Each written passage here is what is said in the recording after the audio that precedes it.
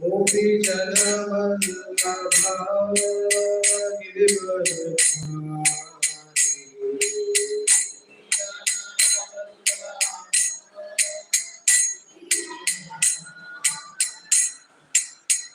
यशोदानंदन भज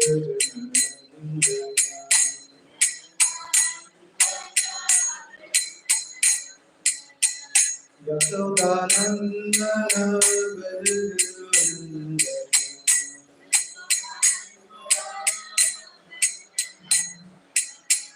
यमुना तीरा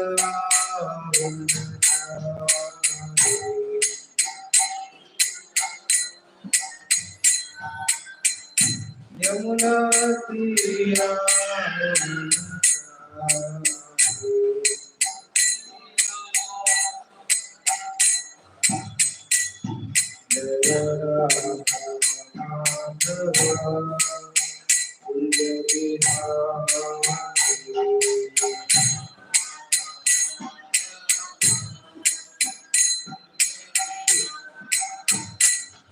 जय Shri Krishna Chaitanya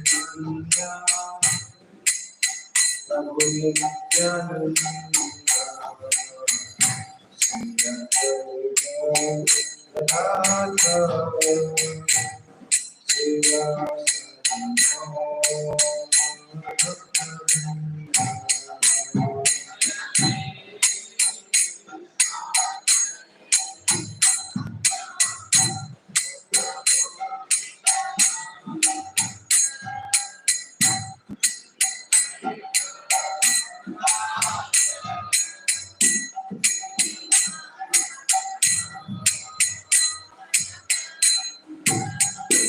Hare Krishna,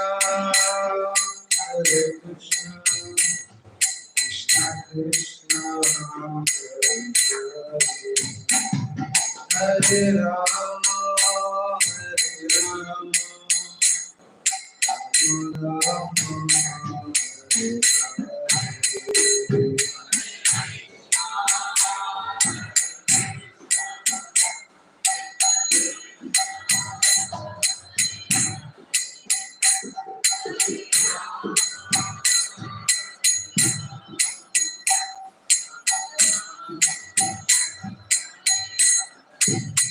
Hare Krishna, Krishna Krishna,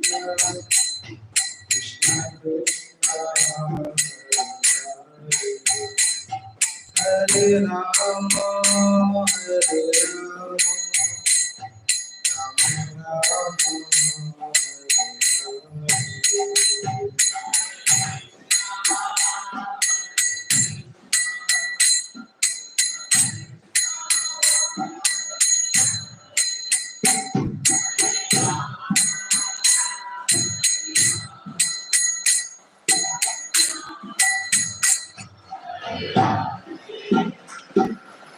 Hare Krishna, Krishna Krishna, Hare Hare, Hare Rama,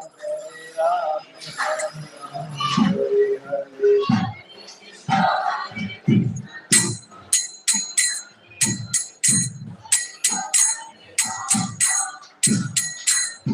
Hare Krishna, Krishna Krishna, Hare Hare, Hare Rama,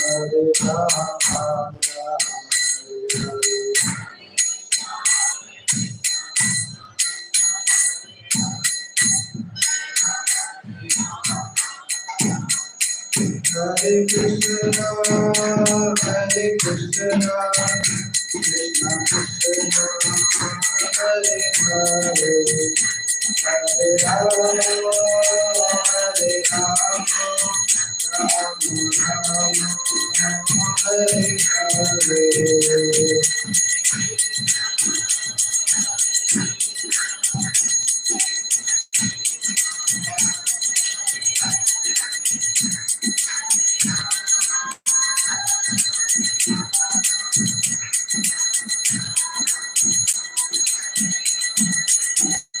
Shri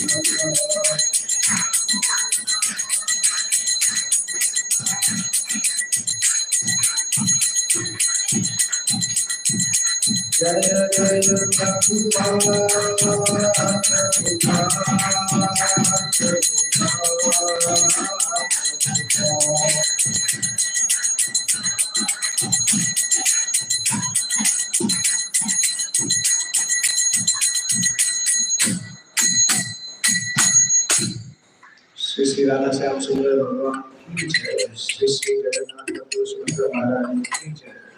Shri Shri गौरताई की जय। जगत गुरु श्री प्रभुपाद की जय। ओम अज्ञानतिमिरान्धस्य ज्ञानाञ्जनशलाकया चक्षुरुन्मीलितं येन तस्मै श्री गुरुवे नमः। श्री चैतन्य मनोभीष्टं स्थापितं येन भूतले स्वयं रूप कदा मह्यं ददाति स्वपदान्तिकं।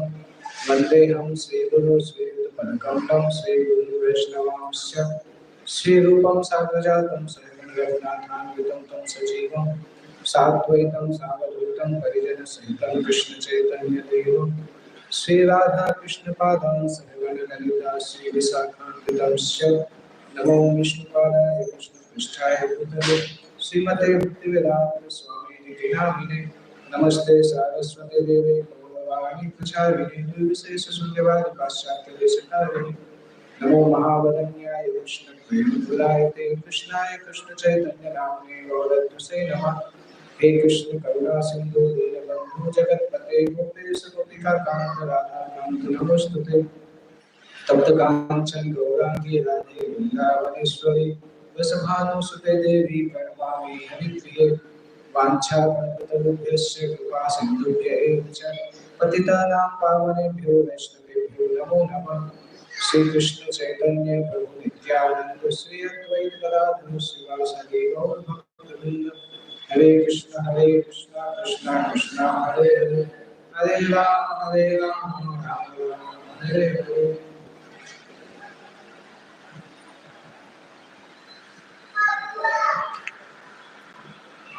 अध्याय 15 श्लोक संख्या 12 से स्टार्ट करना है। पिछले हफ्ते श्लोक संख्या 6 से लेकर 11 तक हुआ था और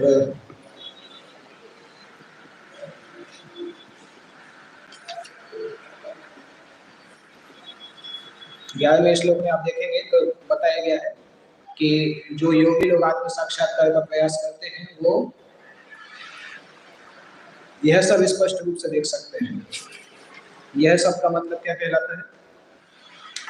यह सब देखने के लिए उसके पहले के श्लोक देखना पड़ेगा, क्या अच्छे से देख सकते हैं। योगी लोग देख सकते हैं कि किस प्रकार से स्थूल शरीर आत्मा जो है वो सूक्ष्म शरीर और स्थूल शरीर को धारण करता है और किस प्रकार से आत्मा शरीर त्याग करता है और किस प्रकार से वो प्रकृति के गुणों के अधीन होता है। ये वस्तु में जो योग का प्रयास करते हैं उनको देख पाते हैं और जो नहीं करते हैं उनको नहीं देख पाते हैं। आप लोगों को याद होगा आप में से कितने लोग हैं जिन्होंने पहले अध्याय से गीता जब चालू हुआ था तब से अटेंड कर रहे हैं? कुछ ही नहीं। दूसरे अध्याय में एक श्लोक आता है जहाँ पे आप पहले अध्याय से करें। दूसरे अध्याय में भगवान एक श्लोक बोलते हैं जहाँ पे बताते हैं या निशा सर्वभूतानां तस्यां जागर्ति संयमे। जो सारे जीवों के लिए सोने का समय होता है वो संयमी पुरुष के लिए जागने का समय होता है। और यस्याम जागृति भूतानि सन्यसा पश्यतु मुनि। जब दुनिया के सामान्य लोग जागते हैं उस समय आत्म साक्षात्कारी मुनि सोते हैं। इसको लिटरली भी ले सकते हैं परंतु इसका मीनिंग लिटरल से ज्यादा है। लिटरली हम देखते हैं कि जब योगी लोग या भगवान के भक्त लोग जिस समय सोते हैं उस समय लोगों का दिन चालू होता है, रात्रि बजा चालू। और जब जागने का समय होता है तो वो लोग सोते हैं 3 बजे 4 बजे के लगभग सोते हैं। और जब तक वो लोग सुबह सो के उठते हैं तब तक हमारा आधा दिन निकल जाता है। सुबह 4 बजे से लेकर 10-11 बजे तक का समय आधा दिन निकल जाता है।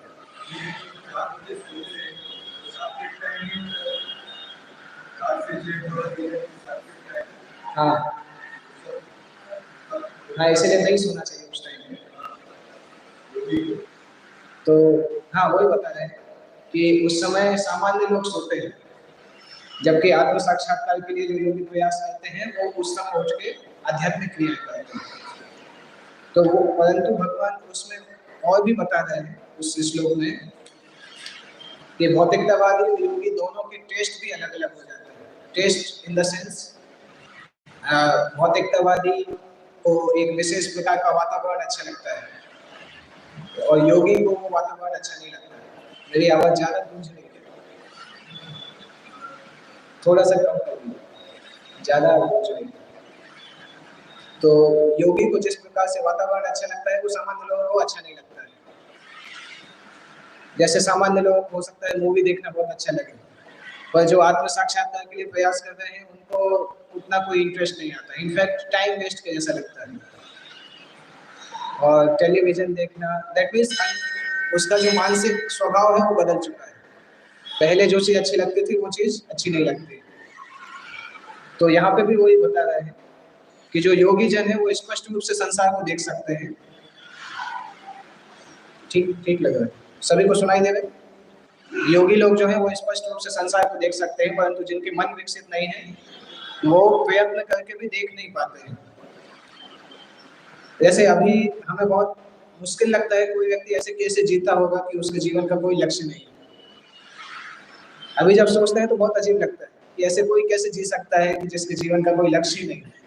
परंतु कुछ साल पहले हम भी उसी कैटेगरी में थे कि हमें भी नहीं पता था जीवन का लक्ष्य क्या है और जी रहे थे, परंतु अभी सोच के ऐसा लगता है कि असंभव है। तो वो हम समझते हैं जब भगवान की स्पेसिफिक कृपा होती है तब वो चीज हमें समझ में आती है, नहीं तो वो चीज समझ में नहीं आती। हम में से कई लोग हैं जो इस्कॉन मंदिरों में इसके पहले भी जा चुके होंगे, कई मंदिरों में जा चुके होंगे, जन्माष्टमी पे भी जा चुके होंगे, परंतु कभी क्लिक नहीं किया कि क्या एक्चुअल में अंतर क्या है। वो क्लिक तब होता है जब कोई भक्त के संपर्क में आते हैं, तब जब फिलॉसफी सुनना चालू करते हैं तब समझ में आता है कि क्या है। नहीं तो कई लोग इस्कॉन मंदिरों में तो क्योंकि जन्माष्टमी में देखे, रथ यात्रा में देखे तो लाखों लोग जाते हैं, तो कई लोग सालों सालों तक जाते रहते हैं, परंतु जब भक्ति टच करते हैं तब पता चलता है मैं 10 साल से आ रहा था, अभी भगवद गीता को सुनना प्रारंभ किया। तो ये इसमें अंतर दिया है कि जो आत्म साक्षात्कार के रास्ते पे नहीं है वो इन सब वस्तुओं को समझ ही नहीं पाते हैं, क्योंकि वो संसार को शास्त्र के आधार पे नहीं देख पाते। और जो योगी जन है वो और डिटेल में समझ पाते हैं, वो अगले श्लोक में आ रहा है 12 नंबर, 13 नंबर और 14 नंबर। ये योगियों का वर्णन इस संसार में भगवान को कैसे देखते हैं। जो व्यक्ति आत्म साक्षात्कार का प्रयास करते हैं वो इस संसार में भगवान का दर्शन कैसे करते हैं, वो इन 3 श्लोकों में बताया जा रहा है। 12 नंबर श्लोक से चालू होता है। यद आदित्यगतं तेजो जगद्भासयतेऽखिलम् यच्चन्द्रमसि यच्चाग्नौ तत्तेजो विद्धि मामकम्। भगवान बता रहे हैं यद आदित्य गतम तेजो। आदित्य गतम मतलब सूर्य का प्रकाश। आदित्य सूर्य का नाम है। क्यों सूर्य का नाम आदित्य क्यों है?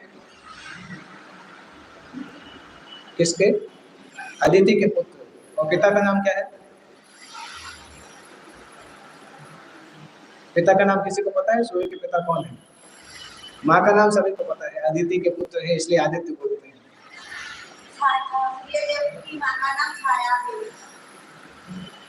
ओके, पिता का नाम?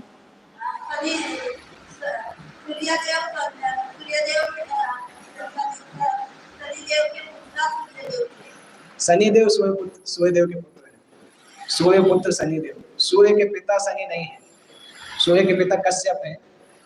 दक्ष की 13 कन्याओं से कश्यप का विवाह हुआ था, उसमें से एक अदिति थी।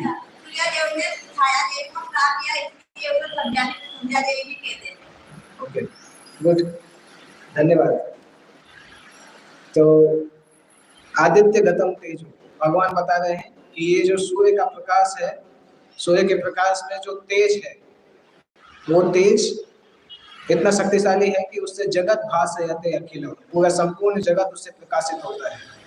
और वो तेज कहाँ से आता है? मुझसे आता है। भगवान बता रहे हैं तद तेजो विद्धि मामकम, मुझसे वो तेज आता है। और यद चंद्रमसि यद चाग्नम, चंद्रमा का जो प्रकाश है, वो अग्नि का जो प्रकाश है, वो भी सूर्य से आता है।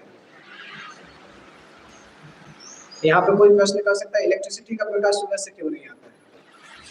भगवान ने तो लिखा नहीं, क्योंकि इलेक्ट्रिसिटी उस समय था नहीं, एग्जिस्ट नहीं करता था, इसलिए भगवान ने लिखा नहीं।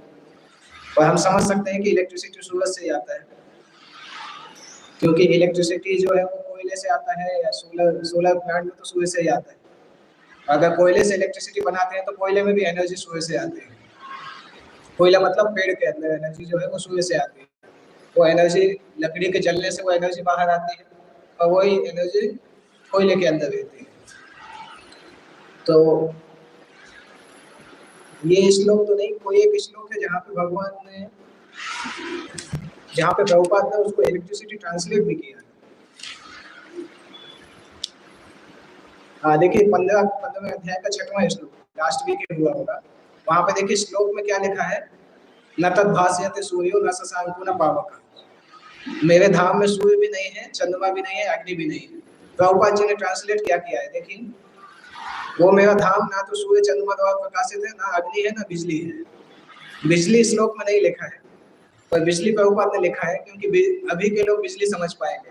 सूर्य चंद्रमा थोड़ा दूर लगता है, चंद्रमा लोग देखते ही नहीं है, महीनों महीनों निकल जाते हैं, क्योंकि नीचे इतनी लाइट है कि ऊपर की लाइट को देखते नहीं हम।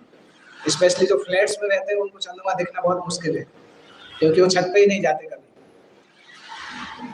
तो इसलिए आचार्यों का एक बहुत इंपॉर्टेंट योगदान है शास्त्र को कमेंट करते समय, कि आचार्य व्यक्ति को उस प्रकार से समझा सकते हैं जिस प्रकार से उसको समझ में आता है। सामान्य लोग जो चीजें समझते हैं, आचार्य उसी तरह से समझाते हैं। इसलिए प्रभुपाद की पुस्तकें पढ़ना बहुत आसान है। भगवद गीता जैसा टेक्निकल विषय भी प्रभुपाद की पुस्तक पढ़ने से आसान हो जाता है, इतना कठिन नहीं लगता। अगर तात्पर्य को हटा दिया जाए, केवल अनुवाद और श्लोक को अनुवाद दिया जाए तो बहुत मुश्किल होगा, आपको समझना मुश्किल होगा, मुझे एक्सप्लेन करना मुश्किल होगा। तो एक्चुअल में प्रभुपाद की पुस्तक मतलब प्रभुपाद की तात्पर्य। कभी कभी भक्त लोग ऐसा करते हैं कि जल्दी पढ़ने के कारण केवल ट्रांसलेशन पढ़ते हैं। गीता में तो नहीं, पर भागवतम में ऐसा करते हैं।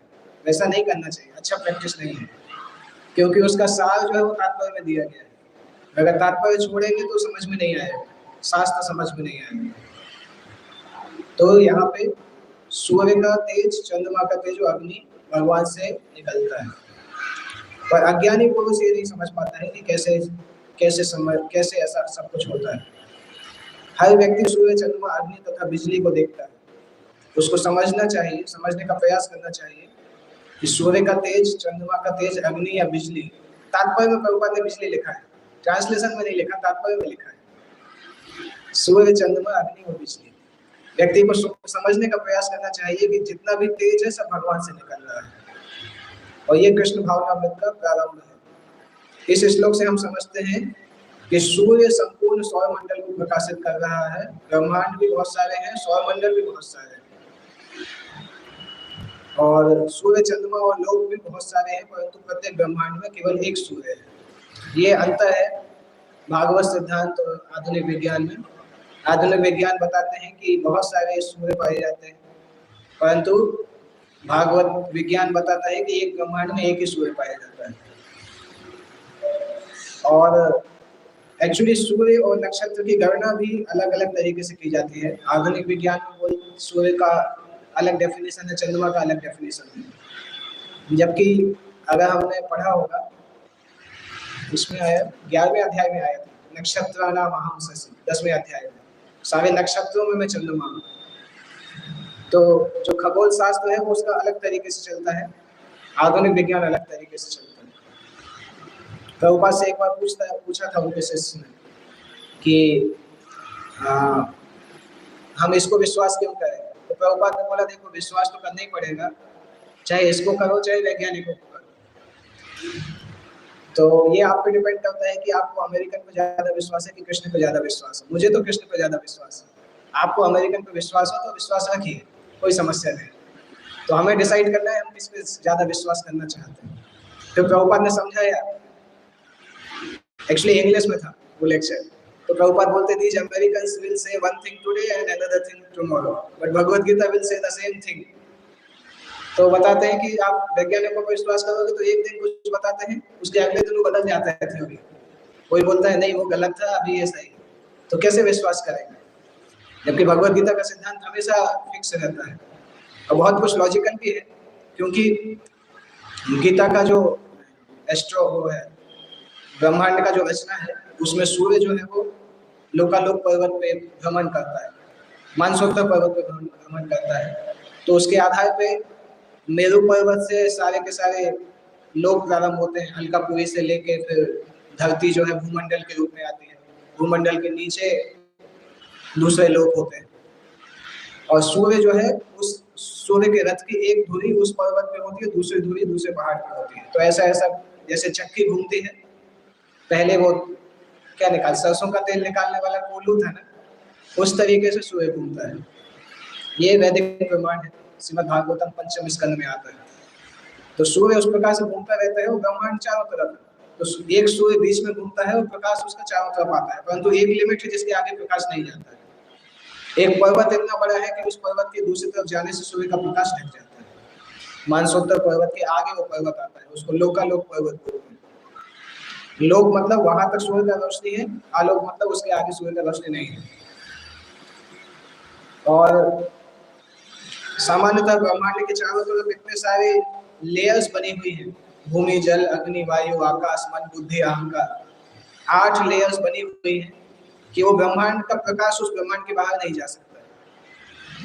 उस ब्रह्मांड के चारों तरफ एक लेयर मान लो 100 किलोमीटर, एक्चुअली उसका कुछ है डायमेंशन भी है भागवत में। मान लो हम 10 मीटर का लेयर माने, पहला एजम्पशन के लिए भूमि का लेयर जो है 10 मीटर का है। भूमि के बाद क्या आता है, अर्थ, वाटर। उसके बाद जल का लेयर 10 × 10 होगा, 100 मीटर का, इतना मोटा, लंबा, इतना मोटा लेयर होगा।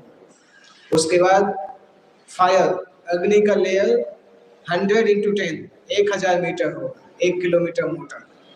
उसके बाद वाटर, फायर, एयर। उसके बाद अगर वायु का जो लेयर है वो 1000 × 10, 10,000 मीटर होगा। उसके बाद अगला जो है वो 1 लाख मीटर होगा। उसके बाद अगला 10 लाख मीटर होगा, फिर 1 करोड़ मीटर होगा। इतना मोटा की बात कर रहे हैं, इतनी मोटी मोटी लेयर है। तो अगर सारी लेयर को कंबाइन किया जाए तो ब्रह्मांड तो इतना छोटा सा दिखता है, लेयर ही सब कुछ हो जाता है। तो इसलिए भागवत बताता है कि एक ब्रह्मांड के जो पिंड है उनका प्रकाश ब्रह्मांड के बाहर नहीं जा सकता है, क्योंकि इतनी सारी लेयर होने के कारण प्रकाश बाहर जा ही नहीं सकता है। दैट मीन्स हम जो भी आकाश में देखते हैं वो इसी ब्रह्मांड का हिस्सा है। आकाश में जितने भी तारे दिखाई देते हैं सारे इसी ब्रह्मांड का हिस्सा है, वो कोई दूसरे ब्रह्मांड के हिस्से नहीं है। इसलिए इसमें लिखा है ब्रह्मांड, प्रत्येक ब्रह्मांड में केवल एक ही सूर्य है। भगवद गीता में कहा है कि चंद्रमा एक नक्षत्र है। सूर्य का प्रकाश भगवान के आध्यात्मिक प्रकाश में आध्यात्मिक तेज के कारण है, और सूर्य उदय के साथ ही मनुष्य के कार्य चालू हो जाते हैं। भोजन पकाने के लिए अग्नि जलाते हैं, फैक्ट्री चलाने के लिए अग्नि जलाते हैं, अग्नि की सहायता से अनेक कार्य किए जाते हैं। इसलिए सूर्यदेव, अग्नि तथा चंद्रमा की चांदनी जीवों को अत्यंत सुहावने लगते हैं। उनकी सहायता के बिना कोई जीव नहीं रह सकता। इसलिए यदि मनुष्य यह जान ले कि सूर्य, चंद्रमा तथा अग्नि का प्रकाश तथा तेज भगवान श्री कृष्ण से उद्भूत हो रहा है, तो उसमें कृष्ण भावनामृत का सूत्रपात हो जाता है। सूर्य और चंद्रमा दोनों ही भगवान के प्रकाश से हैं, परंतु दोनों के प्रकाश का अलग अलग उद्देश्य है। चंद्रमा जो है वो वनस्पतियों में रस प्रदान करता है। चंद्रमा के प्रकाश के कारण वनस्पतियां पोषित होते हैं। जो सब्जी खाते हैं उसका जो टेस्ट है वो चंद्रमा की रोशनी से दिया जाता है। चंद्रमा का प्रकाश इतना आनंददायक है कि लोग सरलता से समझ सकते हैं कि वे भगवान कृष्ण की कृपा से ही जी रहे हैं। आप में से किसी ने फील किया है चंद्रमा का प्रकाश? जो गांव में छत पे गर्मी में जाके सोते होंगे उनको पता होगा चंद्रमा का प्रकाश कितना शीतल होता है। किसी को अंदाजा है?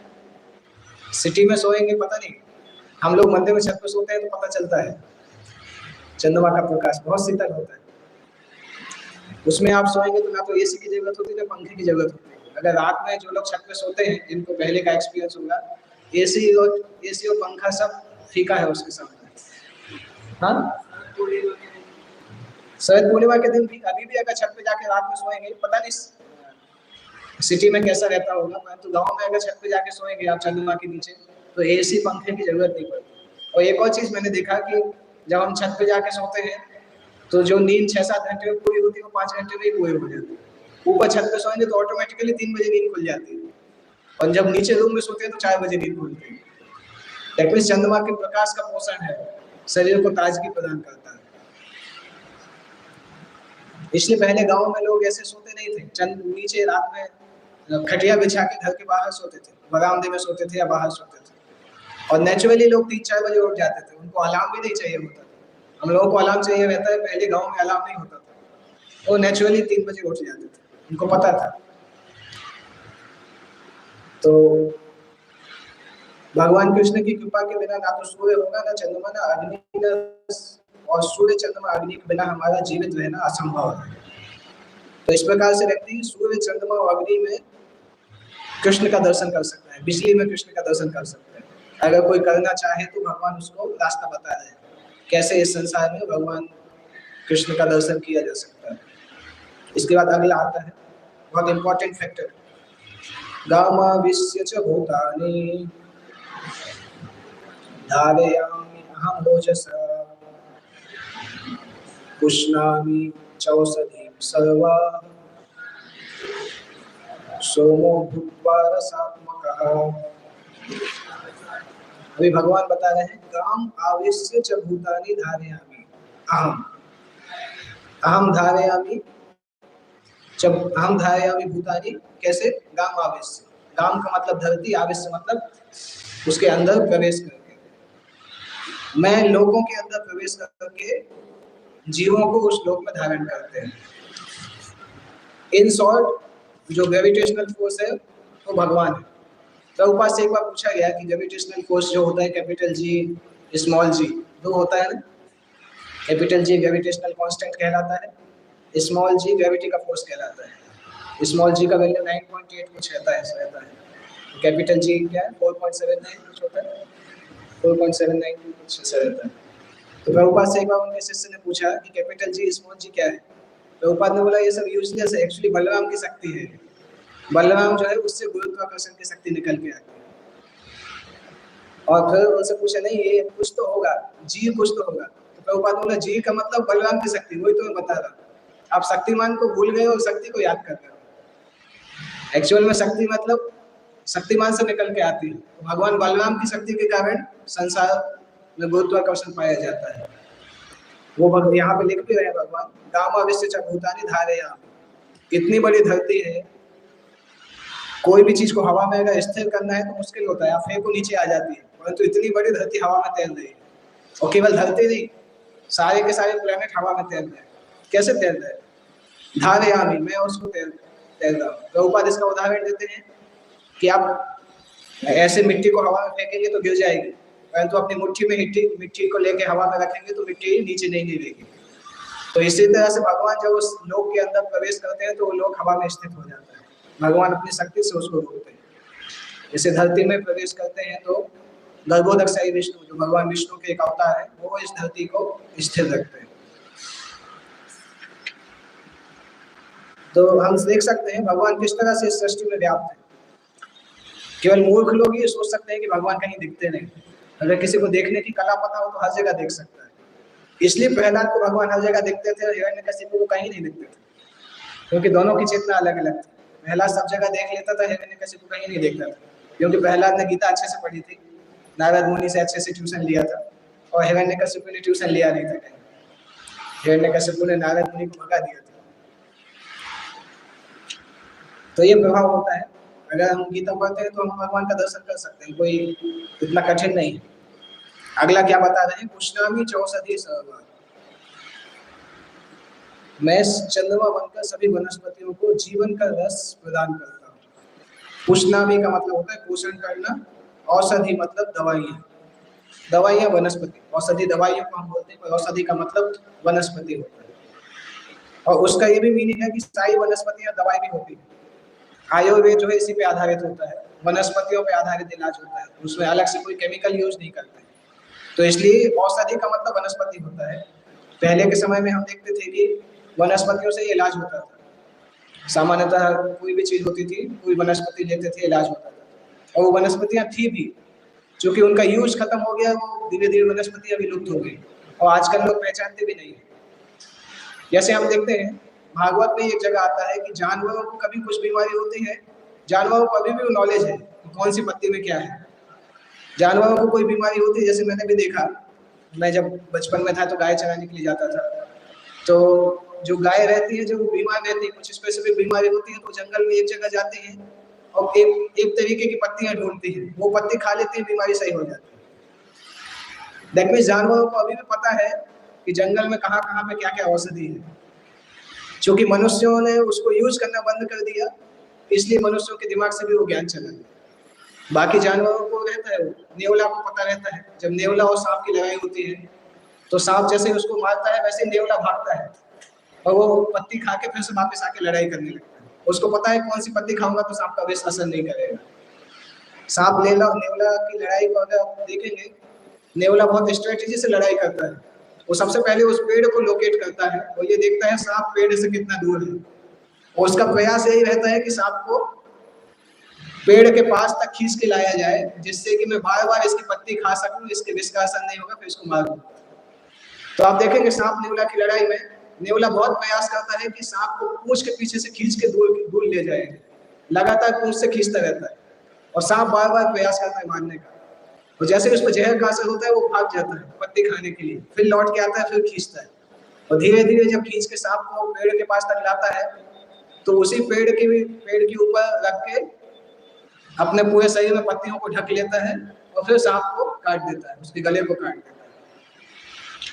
तो इन सब सामान्य जो चीजें हैं इसमें पशु लोग ज्यादा हैं, भारत मनुष्य भूल चुके हैं, क्योंकि आयुर्वेद का प्रयास हमने छोड़ दिया, इसलिए हम भूल चुके हैं।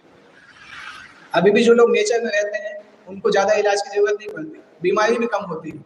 जो नेचर के ज्यादा पास में रहते हैं उनको बीमारियां कम होती हैं, क्योंकि नेचर उनको सस्टेन करता है। तो ये सारी वनस्पतियों में जीवन रस कौन प्रदान करता है? भगवान चंद्रमा के रूप में प्रदान करते हैं। सारे लोग भगवान की शक्ति से वायु में तैरते हैं, सारे अणु लोग और सारे जीव में भगवान प्रवेश करते हैं। और ब्रह्म संहिता में इसको बताया भी गया है, परमेश्वर का एक अंश है जो कि ब्रह्मांड में, जीव में और अणु में प्रवेश करता है, इसलिए उसके प्रवेश करने से हर वस्तु ठीक से दिखाई दिखती है। जब आत्मा होती है तो जीवित मनुष्य पानी में तैर सकता है, लेकिन जब जीवित स्फुलिंग इस देह से निकल जाता है तो शरीर डूब जाता है। डूबने के बाद सड़ जाता है तो फिर से ऊपर आ जाता है। ये भी हमने देखा है ना, ये तो आसान है। पानी में हम तैरते हैं, परंतु जैसे ही व्यक्ति मरता है तो डूब जाता है, और फिर जब शरीर सड़ने लगता है तो बाहर आ जाता है। तो इसी तरह से जैसे आत्मा के द्वारा ये शरीर सस्टेन होता है, वैसे भगवान के द्वारा ये ब्रह्मांड सस्टेन होता है। जब ब्रह्मांड से भगवान निकल जाते हैं तो ब्रह्मांड खत्म हो जाता है। अर्जुन ने एक तरह से बोला था कि जिस 15वें अध्याय में, पहले स्कंद में 15वें अध्याय में एक श्लोक आता है कि जिस भगवान के लोको ही अप्रिय दर्शन, वो श्लोक आता है कि जिस भगवान के लोक से जाने से पूरा का पूरा लोक अप्रिय हो गया है, अभी मुझे इस धरती पर रहने की इच्छा नहीं, क्योंकि भगवान कृष्ण यहाँ से चले गए। यस्य क्षण वियोग है, जिसके एक क्षण के वियोग से ये लोक अप्रिय हो जाता है, और वो कृष्ण मुझे छोड़ के चले गए, अभी मैं यहाँ पे रह के क्या करूँ। अर्जुन उस तरह से बताते हैं। तो जैसे भगवान के जाने से सृष्टि अनाथ हो जाती है, उसी प्रकार से आत्मा के जाने से शरीर भी खत्म हो जाता है। ये सारे लोग जो वायु में तैरते हैं, भगवान के विराट रूप की मुट्ठी में बंधे हैं। उनके बल तथा शक्ति से सारी चर अचर वस्तुएं अपने स्थानों पर टिकी हैं। भगवान के कारण सूर्य चमकता है, सारे लोग घूमते हैं। अगर भगवान कारण ना हो तो सारे लोग वायु में धूल के समान बिखर के नष्ट हो जाएंगे। तो भगवान के कारण ही चंद्रमा सभी वनस्पतियों का पोषण करते हैं। चंद्रमा के प्रभाव से सब्जियां सुस्वादु बनती है। चंद्रमा के प्रकाश के बिना सब्जियां ना तो बढ़ सकती है ना स्वादिष्ट हो सकती है। वास्तव में मानव समाज भगवान की कृपा से कार्य करता है, सुख से रहता है और भोजन का आनंद लेता है। तो रस जो है वो चंद्रमा के द्वारा प्रदान किया जाता है। दो फैक्टर हैं एक्चुअली सब्जियों में रस के, एक चंद्रमा का प्रकाश, दूसरा नदी का जल। इसलिए आप देखें होंगे कि कोई कोई ऐसे स्थान है जहाँ पे पहले नदी रही होगी, उस स्थान पे सब्जियां ज्यादा उगती है, सब्जियों में ज्यादा रस होता है। जिस स्थान में नदी का जल नहीं गया है, उस स्थान में सब्जियों का रस ज्यादा नहीं होता। आप में से कितने लोग बंगाल गए हैं? बंगाल में भोजन किया है? बंगाल के भोजन और गुजरात में भोजन में कुछ अंतर है? मायापुर अगर गए होंगे तो मायापुर का भोजन किसी ने किया होगा तो आपको टेस्ट में अंतर समझ में आया होगा, क्योंकि मायापुर की सब्जियां गंगा के जल में बनती है। गंगा जल जहाँ पे रहता है वहीं पे सब्जियां उगाई जाती है। तो गंगा का प्रभाव से सब्जियों में रस आता है, तो चंद्रमा के प्रभाव से सब्जियों में रस आता है। मायापुर तो बहुत दूर की बात है। आप अगर भरूच क्रॉस करेंगे तो जहां जहां नर्मदा सूखती जा रही है वहां पे आप सब्जी उगाइएगा, आपको टेस्ट का अंतर समझ में आ जाएगा। नर्मदा का जो हिस्सा सूख रहा है वहां पे सब्जी उगा के देखिए, आपको लगेगा उसका टेस्ट बहुत ज्यादा है सामान्य दूसरी जगह पे सब्जी उगाने से, क्योंकि नदी के प्रभाव से सब्जियों में टेस्ट आता है। इसके बाद भगवान एक्चुअली भगवान ये 3-4 श्लोक जो है ना इस तरह से है, पॉजिटिव, फिर कंपैरेटिव, फिर सुपरलेटिव। भगवान हाई डिग्री ऑफ इंटीमेसी में इसको बता रहे हैं। पहले श्लोक में उन्होंने सूर्य चंद्र का बताया, दूसरे में ये बताया कि धरती को मैं सस्टेन करता हूँ, अभी तीसरे में ये बता रहे हैं कि सस्टेन दूर की बात है, तुम जो खाते हो उसको मैं पचाता हूँ। अगर मैं नहीं रहूँ तो पचा नहीं पाएंगे। बहुत सारे लोगों को डाइजेशन की समस्या होती है, को कुछ भी खाते हैं पचता नहीं, दैट मीन्स भगवान उनसे नाराज है, क्योंकि भगवान एक शरीर में एक अवतार के रूप में रहते हैं, वैश्वानर। वैश्वानर के रूप में भगवान जो भी व्यक्ति भोजन करता है उसको पचाता है। और जब वैश्वानर मतलब पाचन की अग्नि, जब वो इम्बैलेंस हो जाती है तो व्यक्ति का डाइजेशन खराब हो जाता है। तो इवन भोजन पचाना भी भगवान की कृपा से संभव है, नहीं तो भोजन पचा भी नहीं सकते। भगवान इसमें लिख रहे हैं, अहम वैश्वानरो भूत्वा प्राणिनां देहमाश्रितः प्राणापान समायुक्तः पचाम्यन्नं चतुर्विधम्। अहम वैश्वानरो भूत्वा प्राणिनां देहमाश्रितः, मैं वैश्वानर के रूप में प्राणियों की देह में आश्रय लेता हूँ, प्राणियों की देह में रहता हूँ। और प्राणापान समायुक्त, मैं कैसे देह में रहता हूँ, उसका मतलब है जिस व्यक्ति के देह में भगवान रहते हैं वैश्वानर के रूप में, उसके अंदर प्राण और अपान पाया जाता है। प्राण अपान क्या कहलाता है? प्राण मतलब इनहेलिंग, अपान मतलब एक्सहेलिंग। तो प्राण वायु जिसके अंदर है उसके अंदर परमात्मा की उपस्थिति है। इसी तरह से चेक करता है व्यक्ति मरा है कि नहीं मरा है, उसके आंख नाक के आगे वो रखते हैं, कॉटन रखते हैं। तो प्राण वायु जो है भगवान का प्रदर्शन है। प्राण वायु के रूप में भगवान संसार शरीर में स्थित रहते हैं, और शरीर में स्थित रह के पचाम्यन्नं चतुर्विधम्, 4 प्रकार के भोजनों को पचाते हैं। 4 भोजन कौन कौन से होते हैं? एक होता है पीने वाला जिसको पेय बोलते हैं, दूसरा होता है चबाने वाला जिसको भोज्य बोलते हैं, एक होता है चाटने वाला जिसको चाट बोलते हैं। एक्चुअली चाट को चाटते नहीं है, चटनी को चाटते हैं। चाट को चाटने वाले भोजन को लेह बोलते हैं और चूसने वाले भोजन को चोष से बोलते हैं। ये 4 प्रकार के अन्न जब व्यक्ति खाता है तो उसको पचाने के लिए भगवान की कृपा से वो भोजन पचाता है। आयुर्वेद के अनुसार आमाशय में अग्नि होते हैं जो वहां पहुंचे भोजन को पचाते हैं। जब यह अग्नि प्रज्वलित नहीं होती तो भूख नहीं लगती, जब यह अग्नि ठीक रहती है तो भूख लगती है। कभी कभी जब अग्नि मंद हो जाती है तो उपचार की आवश्यकता होती है। जो भी हो, यह अग्नि भगवान का प्रतिनिधि स्वरूप है। ये पाचन की अग्नि जब कमजोर हो जाती है दैट मींस डाइजेशन वीक हो जाता है। एक बार अग्नि देवता की पाचन की अग्नि कम हो गई थी। अब महाभारत में स्टोरी आती है, अग्नि देवता का डाइजेशन वीक हो गया था। दैट मीन्स हम बोल सकते हैं कि पाचन की अग्नि मतलब अग्नि देवता उस भोजन को पचाते हैं, परंतु अग्नि देवता की जो पाचन की अग्नि है वो कौन है, क्योंकि उनकी भी वीक हो गई थी एक बार। उसी से पता चलता है कि अग्नि देवता एक्चुअली में नहीं पचाते हैं, भगवान वैश्वानर जो है पचाते हैं, क्योंकि अग्नि देवता को अग्नि मंद हो गया था। उन्होंने यज्ञ में ज्यादा घी पी लिया था, ज्यादा घी पीने के कारण उनकी अग्नि मंद हो गई थी, इसलिए उनको कृष्ण अर्जुन ने मिलकर खांडव प्रस्थ पूरा जला के दिया था। उस खांडव प्रस्थ को खाने के बाद उनकी अग्नि फिर से स्ट्रॉन्ग हो गई थी। तो इस प्रकार भगवान आमाशय के भीतर स्थित हैं और सभी अन्नों को पचाते हैं। ये उपनिषद में भी है, अहम अग्निर्वैश्वानरो यो अयम अंतः पुरुषे येनेदम अन्नम पच्यते। क्लियरली लिखा है, अहम अग्नि वैश्वानरो, ये अग्नि जो जिसका नाम वैश्वानर है ये मैं हूँ। अंतः पुरुषे येनेदम, हर व्यक्ति के अंदर, येनेदम अन्नम पच्यते, हर व्यक्ति के अंदर ये अन्न को पचाता है। ये बृहदारण्यक उपनिषद का है। तो जीव जो है भोजन करने के मामले में स्वतंत्र नहीं है। अगर परमेश्वर पाचन नहीं करे तो व्यक्ति भोजन भी नहीं कर पाएगा। इसलिए भगवान अन्न को उत्पन्न भी करते हैं, पचाते भी हैं, उनकी कृपा से ही हम जीवन का आनंद भी उठाते हैं। और भगवान शरीर के अंदर वायु के रूप में भी हैं। 5 प्रकार की वायु जो है वो शरीर में है, उसके कारण व्यक्ति जीवित रहता है। ठीक है, अभी ठीक है, खाना थोड़ा और ग्रॉस है, उससे और सूक्ष्म में जाएंगे तो अगले श्लोक में भगवान और ज्यादा स्ट्रॉन्ग चीज बोल रहे हैं। सर्वस्य च अहं हृदि सन्निविष्टो मत्तस्मृतिर्ज्ञानमोहनं च वेदैश्च सर्वैरहमेव वेद्यो वेदान्तकृत् वेदविदेव चाहम्। यहाँ पे भगवान बता रहे हैं सर्वस्य च अहं हृदि सन्निविष्टो, मैं सभी के हृदय में भी स्थित हूँ और मुझसे ही स्मृति होता है, ज्ञान होता है और अपोहनम होता है। स्मृति मतलब स्मरण शक्ति, ज्ञान का मतलब ज्ञान, अपोहनम मतलब भूलना।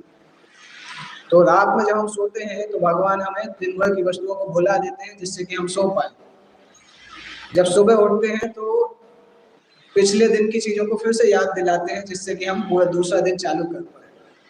मान लो अगर सो के उठने के बाद भगवान याद नहीं दिलाए तो व्यक्ति फिर याददाश्त चली जाती है, होता है हमारी याददाश्त चली गई, क्योंकि हर रात में भगवान उसको भुलाते हैं तभी वो सो पाता है, और दूसरे दिन सुबह उठने के बाद याद कराते हैं तब वो दूसरा दिन चालू कर पाता है। तो ये और भी ज्यादा सूक्ष्म है। अगर भगवान याद नहीं करेंगे तो खत्म हो जाएगा, हर दिन नए नए नाम लेके घूमेंगे, क्योंकि हर दिन हम, जैसे ब्रह्मा जी का जन्म हुआ तो उनको भगवान ने याद नहीं दिलाया, तो उनको पता ही नहीं था मैं हूँ कौन। ब्रह्मा का जब जन्म हुआ था तो भूल गए थे ना कि मैं कौन हूँ। तो भगवान ने जब बांसुरी बजाया तब उनको पता चला कि तपस्या करना है, तपस्या किया तो याद आया। हमारे साथ फॉर्चुनेटली ऐसा नहीं होता है कि सुबह उठे और तपस्या करना पड़े तब याद आए, ऐसा होता होता तो मुश्किल हो जाता। नेचुरली भगवान याद दिला देते हैं। तो स्मृति और अपोहन दोनों भगवान के द्वारा आता है, और चीजों का जो ज्ञान है वो भगवान के द्वारा आता है। तीसरी लाइन में वो बताते हैं, वेदैश्च सर्वे अहम एव वेद्यो, सारे वेदों को पढ़ने के बाद मैं ही जानने के योग्य हूँ और मैं ही वेदांत को बनाने वाला हूँ। वेदांत कृत, मैंने ही वेदांत को बनाया है। वेद वेद, मैं ही वेदों को जानने वाला हूँ। वेदांत को वेद व्यास ने बनाया है, क्योंकि वेद व्यास भगवान विष्णु के ही अवतार है, इसलिए यहाँ पे भगवान बता रहे हैं मैंने वेदांत को बनाया है। तो परमात्मा सभी के हृदय में है, उनके द्वारा सारे कर्म होते हैं, और जीव अपनी पुरानी बातें भूल जाते हैं भगवान के निर्देश के अनुसार, और जब भगवान आदेश देते हैं तो वो वस्तुएं याद आ जाती हैं। व्यक्ति पुराने जीवन के विषय में भी भूल जाता है, वो भी भगवान भुलाते हैं, क्योंकि अगर पुराने सारे जीवन व्यक्ति को याद रहेंगे तो अगला जीवन वो जी नहीं पाएगा, क्योंकि पुराने जीवन के दुख भी उसको याद आ जाएंगे। किसी जीवन में उसको मर्डर किया होगा, किसी जीवन में उसकी मृत्यु डूबने के कारण हुई होगी, तो इस ऐसे अगर सब कुछ याद रहेगा तो उसका दिमाग ब्लास्ट हो जाएगा, वो नया जीवन जी नहीं पाएगा। इसलिए पुराने जीवन को भुला दिया जाता है, भगवान उसको भुलाते हैं। और भगवान कर्म का फल प्रदान करते हैं परमात्मा के रूप में, और वेदों के अवतार के रूप में भी लोगों को दिशा प्रदान करते हैं। वेद व्यास ने भागवत के रूप में वेदांत का भाष्य लिखा है। और कोई व्यक्ति प्रश्न कर सकता है कि परमात्मा हमारे साथ हमेशा रहते हैं, परमात्मा आध्यात्मिक संसार में रहते हैं कि नहीं? जब हम यहाँ से मुक्त हो जाते हैं तो परमात्मा रहते हैं कि नहीं? वहां नहीं रहते। क्यों? हाँ, वहां पर कृष्ण स्वयं उपस्थित है, इसलिए परमात्मा जो है वो केवल इसी भौतिक संसार में हमारे साथ रहते हैं। जब हम इस संसार से बाहर जाते हैं तो परमात्मा का काम खत्म हो जाता है, वो मुक्त हो जाते हैं। ठीक है, एक जीव गया वापस। प्रभुपाद जी उसको समझाते हैं। कभी कभी कोई स्पेशल मेला लगता है तो उस मेले को हैंडल करने के लिए गवर्नमेंट के स्पेशल ऑफिसर्स बनाए जाते हैं। उतने ही दिन रहते हैं जितने दिन मेला होता है, मेला खत्म, ऑफिसर्स का ड्यूटी खत्म। तो परमात्मा उसी तरह से, जब तक जीव इस संसार में है तब तक परमात्मा है, जब जीव नहीं है परमात्मा विष्णु के रूप में बदल जाते हैं, तो उनका इस संसार में कार्य नहीं होता। दैट मीन्स अगर सारे जीव भगवान के धाम में चले जाएंगे तो भगवान को बहुत शांति मिलेगी, परमात्मा का काम बंद हो जाएगा। इसलिए भगवान बोलते जल्दी आ जाओ, जल्दी मेरे धाम में वापस आ जाओ। इसके बाद नेक्स्ट पैराग्राफ में बता रहे हैं, अंतः प्रविष्ट है शास्त्र जनाना। जीव जैसे शरीर को छोड़ता है उसको भूल जाता है, और अगले जन्म में उसको नई आइडेंटिटी मिलती है, फिर से वो कार्य करना चालू करता है। यद्यपि जीव भूलता है पर भगवान उसको बुद्धि प्रदान करते हैं। तो इस संसार में जब तक हम रहते हैं परमात्मा को हर चीज पता रहती है, और परमात्मा हर चीज इसको यमराज को बताते रहते हैं। मृत्यु के समय परमात्मा आदेश देते हैं यमराज को कि इसने ऐसा ऐसा ऐसा किया है, इसको ये सब मिलना चाहिए। परमात्मा यमराज खुद कुछ काम नहीं करते, परमात्मा से जो उनको गाइडेंस मिलता है उसी आधार पर डिसीजन दे देते हैं। तो यमराज केवल एक इंस्ट्रूमेंट के जैसे हैं, परमात्मा के इंस्ट्रूमेंट। परमात्मा सब पूरी जिंदगी में सब कुछ देखते हैं, और परमात्मा बहुत, उनका नजर बहुत स्कैनिंग वाली है। बहुत सारे विचार जो हमें ही नहीं पता है वो परमात्मा को पता होता है। कई अनर्थ हमारे अंदर होते हैं जो हम सोचते हैं हमारे अंदर है नहीं, पर परमात्मा को सारा एनालिसिस होता है। इसलिए वो यमराज को एग्जैक्ट एनालिसिस बता के बोलते हैं कि इसको इस जगह पे भेज दो, इसको ये शरीर दे दो, इसको ये शरीर दे दो, और यमराज उस हिसाब से काम करते हैं।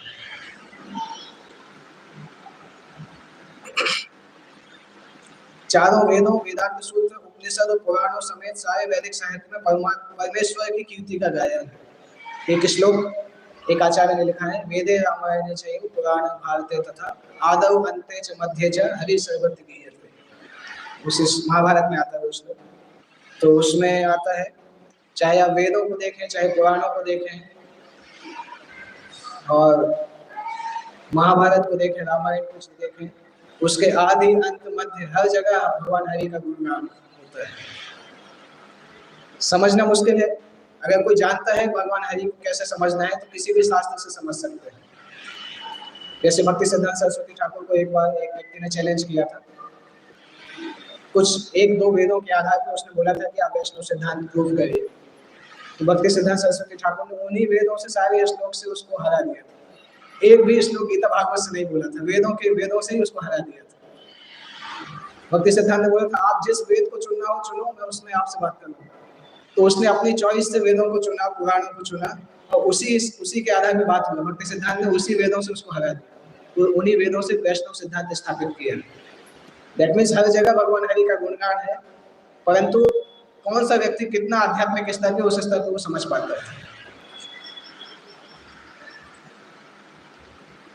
वैदिक साहित्य के ज्ञान से भगवान के साथ अपने संबंध को समझा जा सकता है, विभिन्न विधियों को संपन्न करके उन तक पहुंचा जा सकता है, अंत में भगवान की प्राप्ति की जा सकती है। इस श्लोक में वेदों के प्रयोजन, वेदों के ज्ञान तथा वेदों के लक्ष्य को स्पष्ट कर बताया गया है। इसके बाद इस अध्याय का लास्ट थीम है, ये थीम यहाँ पे खत्म हो जाता है। इसके बाद भगवान एक पुरुषोत्तम योग के नाम से, जो जिस कारण से इस अध्याय का नाम पुरुषोत्तम योग रखा गया है, वो इन लास्ट 5 श्लोकों में आता है। भगवान यहाँ पे बता रहे हैं 2 प्रकार के जीव पाए जाते हैं, दोनों जीवों के लक्षण बता रहे हैं। 16 श्लोक। द्वाविमो पुरुषो लोके क्षरश्चाक्षर एव च क्षरः सर्वाणि भूतानि कूटस्थोऽक्षर उच्यते। यहाँ पे क्षर का मतलब होता है जिसका पतन हो सकता है। आपकी बुक में लिखा है जो च्युत हो सकता है। च्युत का मतलब जिसका पतन हो सकता है, अपने पद से नीचे गिर सकता है। और दूसरा है अक्षर। अक्षर मतलब जो अच्युत होते हैं। भगवान का नाम भी अच्युत है। और अक्षर मतलब ऐसे जीवों को भी बोलते हैं जो आध्यात्मिक जगत में निवास करते हैं। तो भगवान बता रहे हैं 2 प्रकार के जीव होते हैं, च्युत तथा अच्युत। भौतिक जगत में सारे जीव च्युत हैं, आध्यात्मिक जगत में प्रत्येक जीव अच्युत कहलाते हैं। दैट मीन्स आध्यात्मिक जगत में जो जीव जाते हैं उनका पतन नहीं होता। तो ये प्रश्न आता है कि भौतिक जगत के जीव तो आध्यात्मिक जगत से ही आए हैं, तो पतन कैसे हो गया? आध्यात्मिक जगत से ही जीव आए, तो उनको तो च्युत बोला गया है, अच्युत बोलना चाहिए। अच्युत अगर है तो पतन नहीं होना चाहिए।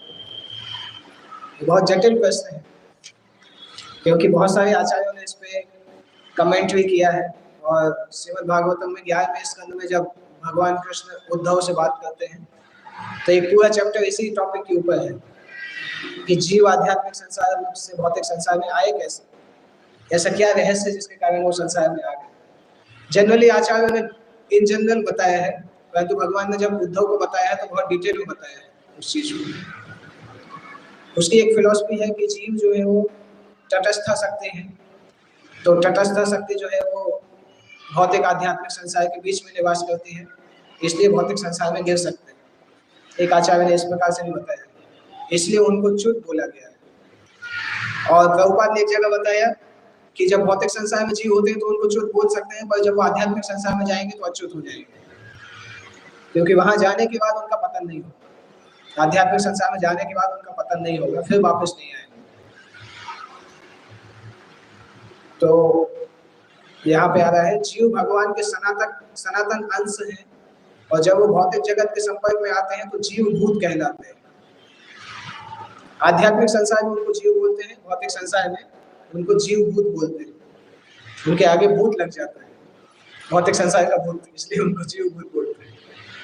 एक्चुअली प्रैक्टिकली ऐसा है, चैतन्य चरितामृत में आता है एक जगह पे, क्या है वो, इसके मध्य लीला में आता है। चैतन्य महाप्रभु बताते हैं पिशाची पाइलो जत मते छन्न हुए। उसका मीनिंग इस प्रकार से है कि कभी कभी कोई व्यक्ति को भूत पकड़ लेता है तो अजीब तरीके से व्यवहार करता है, उसका व्यवहार एकदम बदल जाता है, पागल के जैसा अजीब व्यवहार करता है। तो चैतन्य महाप्रभु बताते हैं इस संसार में रहने वाले लोग एग्जैक्टली वैसे ही, जैसे किसी को भूत ने पकड़ लिया। अब वो इसमें लिखा भी है, सारे जीवों को भूत ने पकड़ लिया, इसलिए उनको जीव भूत कहते हैं। इस संसार में जब आते हैं तो उनको जीव भूत बोला जाता है, और भक्ति करते हैं तो वो भूत से छुटकारा मिलता है, तब हम अपनी वास्तविक आध्यात्मिक स्थिति में पहुंचते हैं। तो यहाँ पर क्षरः सर्वाणि भूतानि पद प्रयुक्त हुआ है, जिसका अर्थ है जीव च्युत है, लेकिन जो जीव परमेश्वर से एकत्व स्थापित कर लेते हैं वो अच्युत कहलाते हैं। एकत्व का यह अर्थ नहीं है कि उनकी अपनी निजी सत्ता नहीं है, एकत्व का यह अर्थ है कि दोनों आध्यात्मिक रूप से समान हो जाते हैं। भगवान श्री कृष्ण के आधार पर जीवों की 2 श्रेणियां हैं, और वेदों में भी इसका प्रमाण है, इसलिए इसमें संदेह नहीं करना चाहिए। गीता में हमने पहले पढ़ा, इसी अध्याय में पढ़ा था 7वें श्लोक में, कि जीव 6 इंद्रियों से, इसी अध्याय में था 7 नंबर श्लोक कौन सा था, ममैवांसो जीवलोके जीवभूत सनातन। जीव मेरे अंश है और इस संसार में स्ट्रगल कर रहा है मनो इंद्रियों के द्वारा, और जब तक जीव बद्ध है तब तक इस संसार में स्ट्रगल करता है। और चूंकि संसार बदलता है इसलिए जीव भी बदलते हुए दिखाई देते हैं। कैसे? हर योनि में नया नया शरीर मिलता है। कई लोग कंफ्यूज हो जाते हैं कि आत्मा भी बदल जाती है, तो आत्मा नहीं बदलती है, परंतु जीव बदलते हुए दिखाई देते हैं, क्योंकि उनके सूक्ष्म शरीर लगातार बदलता रहता है। तो ऐसा लगता है कि आत्मा भी बदल गई है। पर आध्यात्मिक जगत में शरीर जो है सूक्ष्म शरीर से नहीं बनता है। आध्यात्मिक जगत में शरीर भी आध्यात्मिक होता है। इसलिए जब आध्यात्मिक शरीर संसार में जाते हैं तो आत्मा और शरीर में कोई अंतर नहीं रहता है। यहाँ की जो आत्मा है, यहाँ पे शरीर बाहर का एक ड्रेस है और आत्मा अंदर है। आध्यात्मिक संसार में अंदर बाहर कुछ नहीं है, सब सेम है। जो आत्मा है वही शरीर है, या आत्मा का जो कॉन्स्टिट्यूशन है वही शरीर का कॉन्स्टिट्यूशन है। आत्मा भी सच्चिदानंद है, शरीर भी सच्चिदानंद है। यहाँ पे आत्मा सच्चिदानंद है, शरीर है असत, अचित और निरानंद। तो आध्यात्मिक संसार में दोनों सच्चिदानंद है, इसलिए दोनों में कोई अंतर नहीं है। तो आध्यात्मिक संसार में जाते हैं तब वहां पे रीइंकार्नेशन जैसा कुछ नहीं होता है कि आत्मा ने शरीर छोड़ा दूसरा शरीर में गया, ऐसा कोई कॉन्सेप्ट वहां पे नहीं होता है। 17th वर्स, उत्तमः पुरुषस्त्वन्यः परमात्मेत्युदाहृतः यो लोकत्रयमाविश्य विभर्त्य व्यय ईश्वरः। इन दोनों के अलावा एक और है, उसको भी जीव बोलते हैं, परंतु विशेष जीव है, सारे जीवों से स्पेशल है। उस जीव को परमात्मा बोलते हैं। परमात्मा को भी एक प्रकार का जीव बोला जा सकता है, क्योंकि वो भी एक प्रकार की इंडिविजुअल पर्सनालिटी है, परंतु वो इन दोनों से उत्तम है, इन दोनों से श्रेष्ठ है। तो ये दोनों जो है क्षर अक्षर के अलावा एक परमात्मा है जो इन दोनों से उत्तम है, वो अविनाशी है और यो लोकत्रयम् आविश्य है, वो तीनों लोकों में प्रवेश करते हैं और उन प्रवेश करके उन लोगों का पालन करते हैं। तो क्षर अक्षर दो प्रकार के जीव हुए, उन दोनों से ऊपर एक जीव है जो है परमात्मा, जो कि लोगों को पालन करते हैं।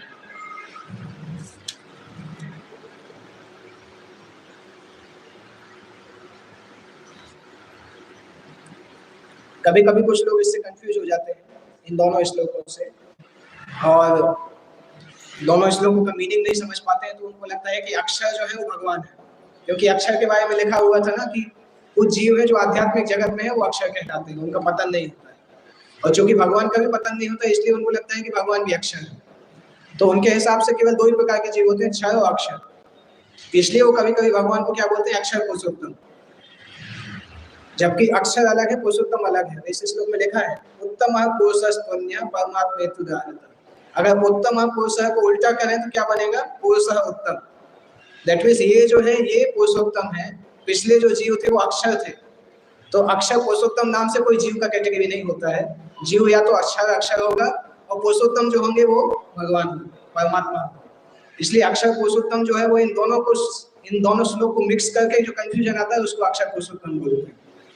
इसलिए अक्षर पुरुषोत्तम नाम से कोई लोक भी नहीं है, भले ही उसके लिए लोग बोले कि गीता में दिया हुआ है, परंतु गीता में दो अलग अलग श्लोकों में दिया है। उन दोनों को कंबाइन करके एक साथ मिक्स नहीं किया जा सकता है, क्योंकि क्लियरली लिखा है, एक श्लोक में 6 अक्षर जीव लिखे हैं, दूसरे श्लोक में लिखा है इन दोनों से उत्तम एक और जीव है जिसको परमात्मा बोला जाता है। लिखा भी है परमात्मेत्युदाहृतः, उसको परमात्मा के नाम से जाना जाता है। तो ये भगवान आत्मा से अलग है। अक्षर पुरुषोत्तम जो है वो कोई अलग से पर्सनालिटी नहीं है, परमात्मा के बारे में बोला जाता है, और वो परमात्मा तीनों लोकों में प्रवेश करते हैं। अभी परमात्मा का जब नाम आता है तो कौन से परमात्मा कितने प्रकार के होते हैं, परमात्मा कितने प्रकार के होते हैं?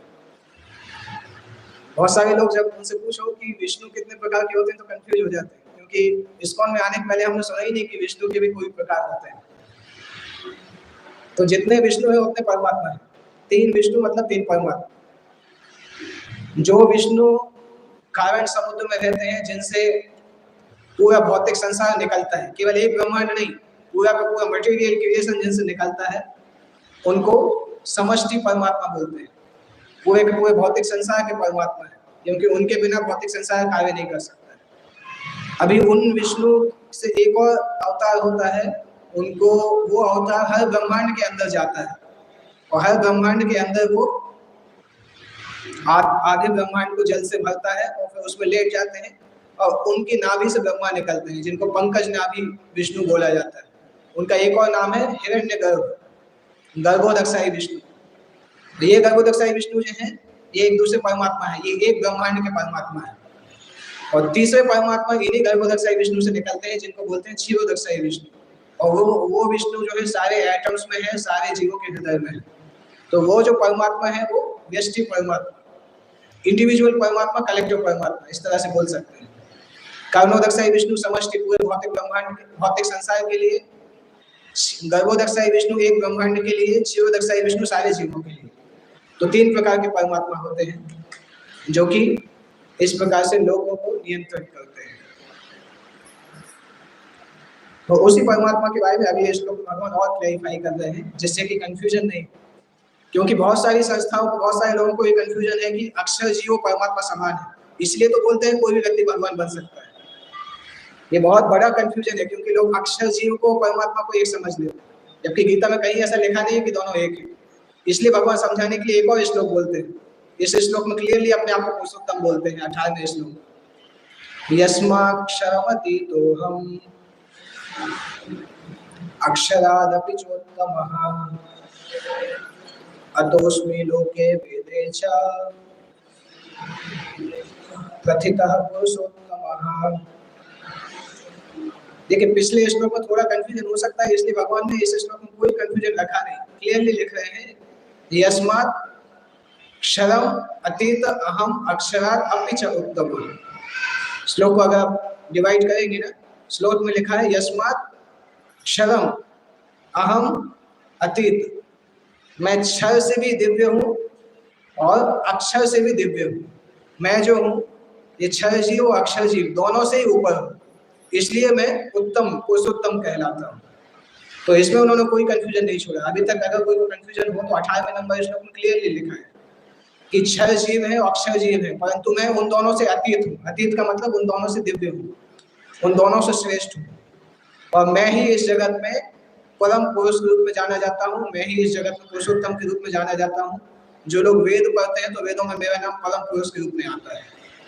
तो ये भगवान बता रहे हैं। तो इससे एक चीज पता चलता है, एक चीज क्लियर हो जाता है, क्षर जीव अलग है, अक्षर जीव अलग है, परमात्मा अलग है। एक और चीज क्लियर होता है, ये जो गीता बोल रहे हैं वो पर्सनालिटी और जो परमात्मा है उस पर्सनालिटी में कोई अंतर नहीं है। कैसे?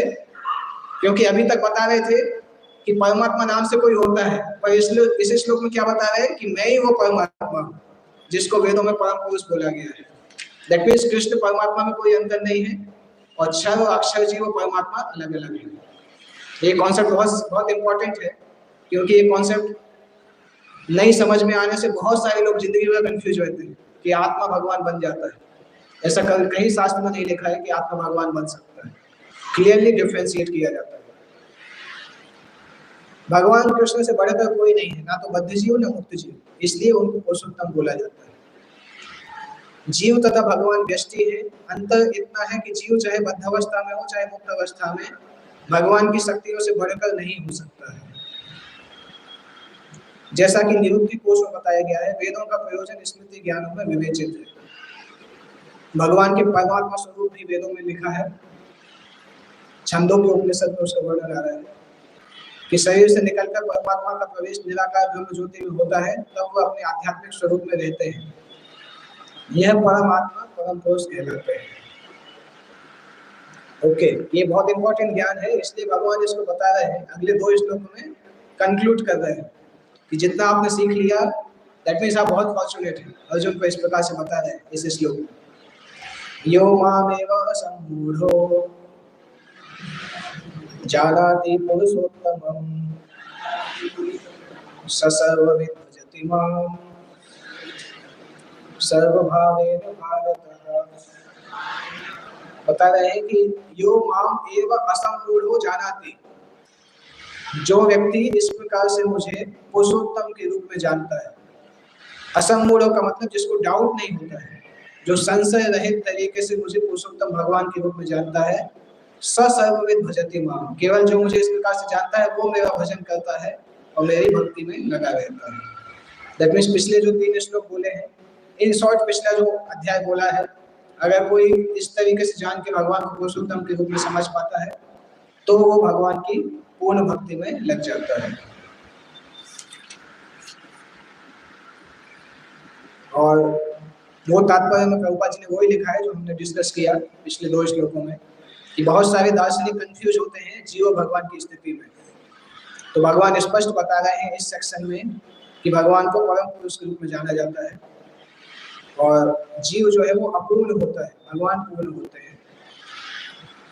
भगवान की भक्ति करने में जब जीव लगता है तब वो पूर्णता को प्राप्त करता है। और वैदिक ज्ञान के बारे में अगले पैराग्राफ में लिखा है, एक ही पैराग्राफ एक एक चीज के लिए लिखा है। वैदिक ज्ञान श्रुति कहलाता है, जिसका अर्थ है श्रवण करके सीखना। वास्तव में वैदिक सूचना कृष्ण तथा उनके प्रतिनिधियों जैसे अधिकारियों से ग्रहण करनी चाहिए। यहाँ कृष्ण ने हर वस्तु का अंतर सुंदर ढंग से बताया है, इसलिए इसी स्रोत से सुनना चाहिए। लेकिन केवल सूत्रों की तरह सुनना पर्याप्त नहीं है, मनुष्य को चाहिए अधिकारियों से सुने। ऐसा नहीं कि केवल शुष्क चिंतन ही करता रहे। मनुष्य को भगवत गीता सुननी चाहिए कि सारे जीव भगवान के अधीन हैं और जो इसको समझता है वो वेदों के प्रयोजन को समझता है। और किसने भगवत गीता को ध्यान से सुना है उसका प्रूफ बताया गया है कि वो व्यक्ति भगवान का भजन करना चालू करता है। दैट मीन्स अगर कोई भगवत गीता पढ़ के भगवान कृष्ण का भजन नहीं करता है, दैट मीन्स उसने भगवत गीता नहीं समझी।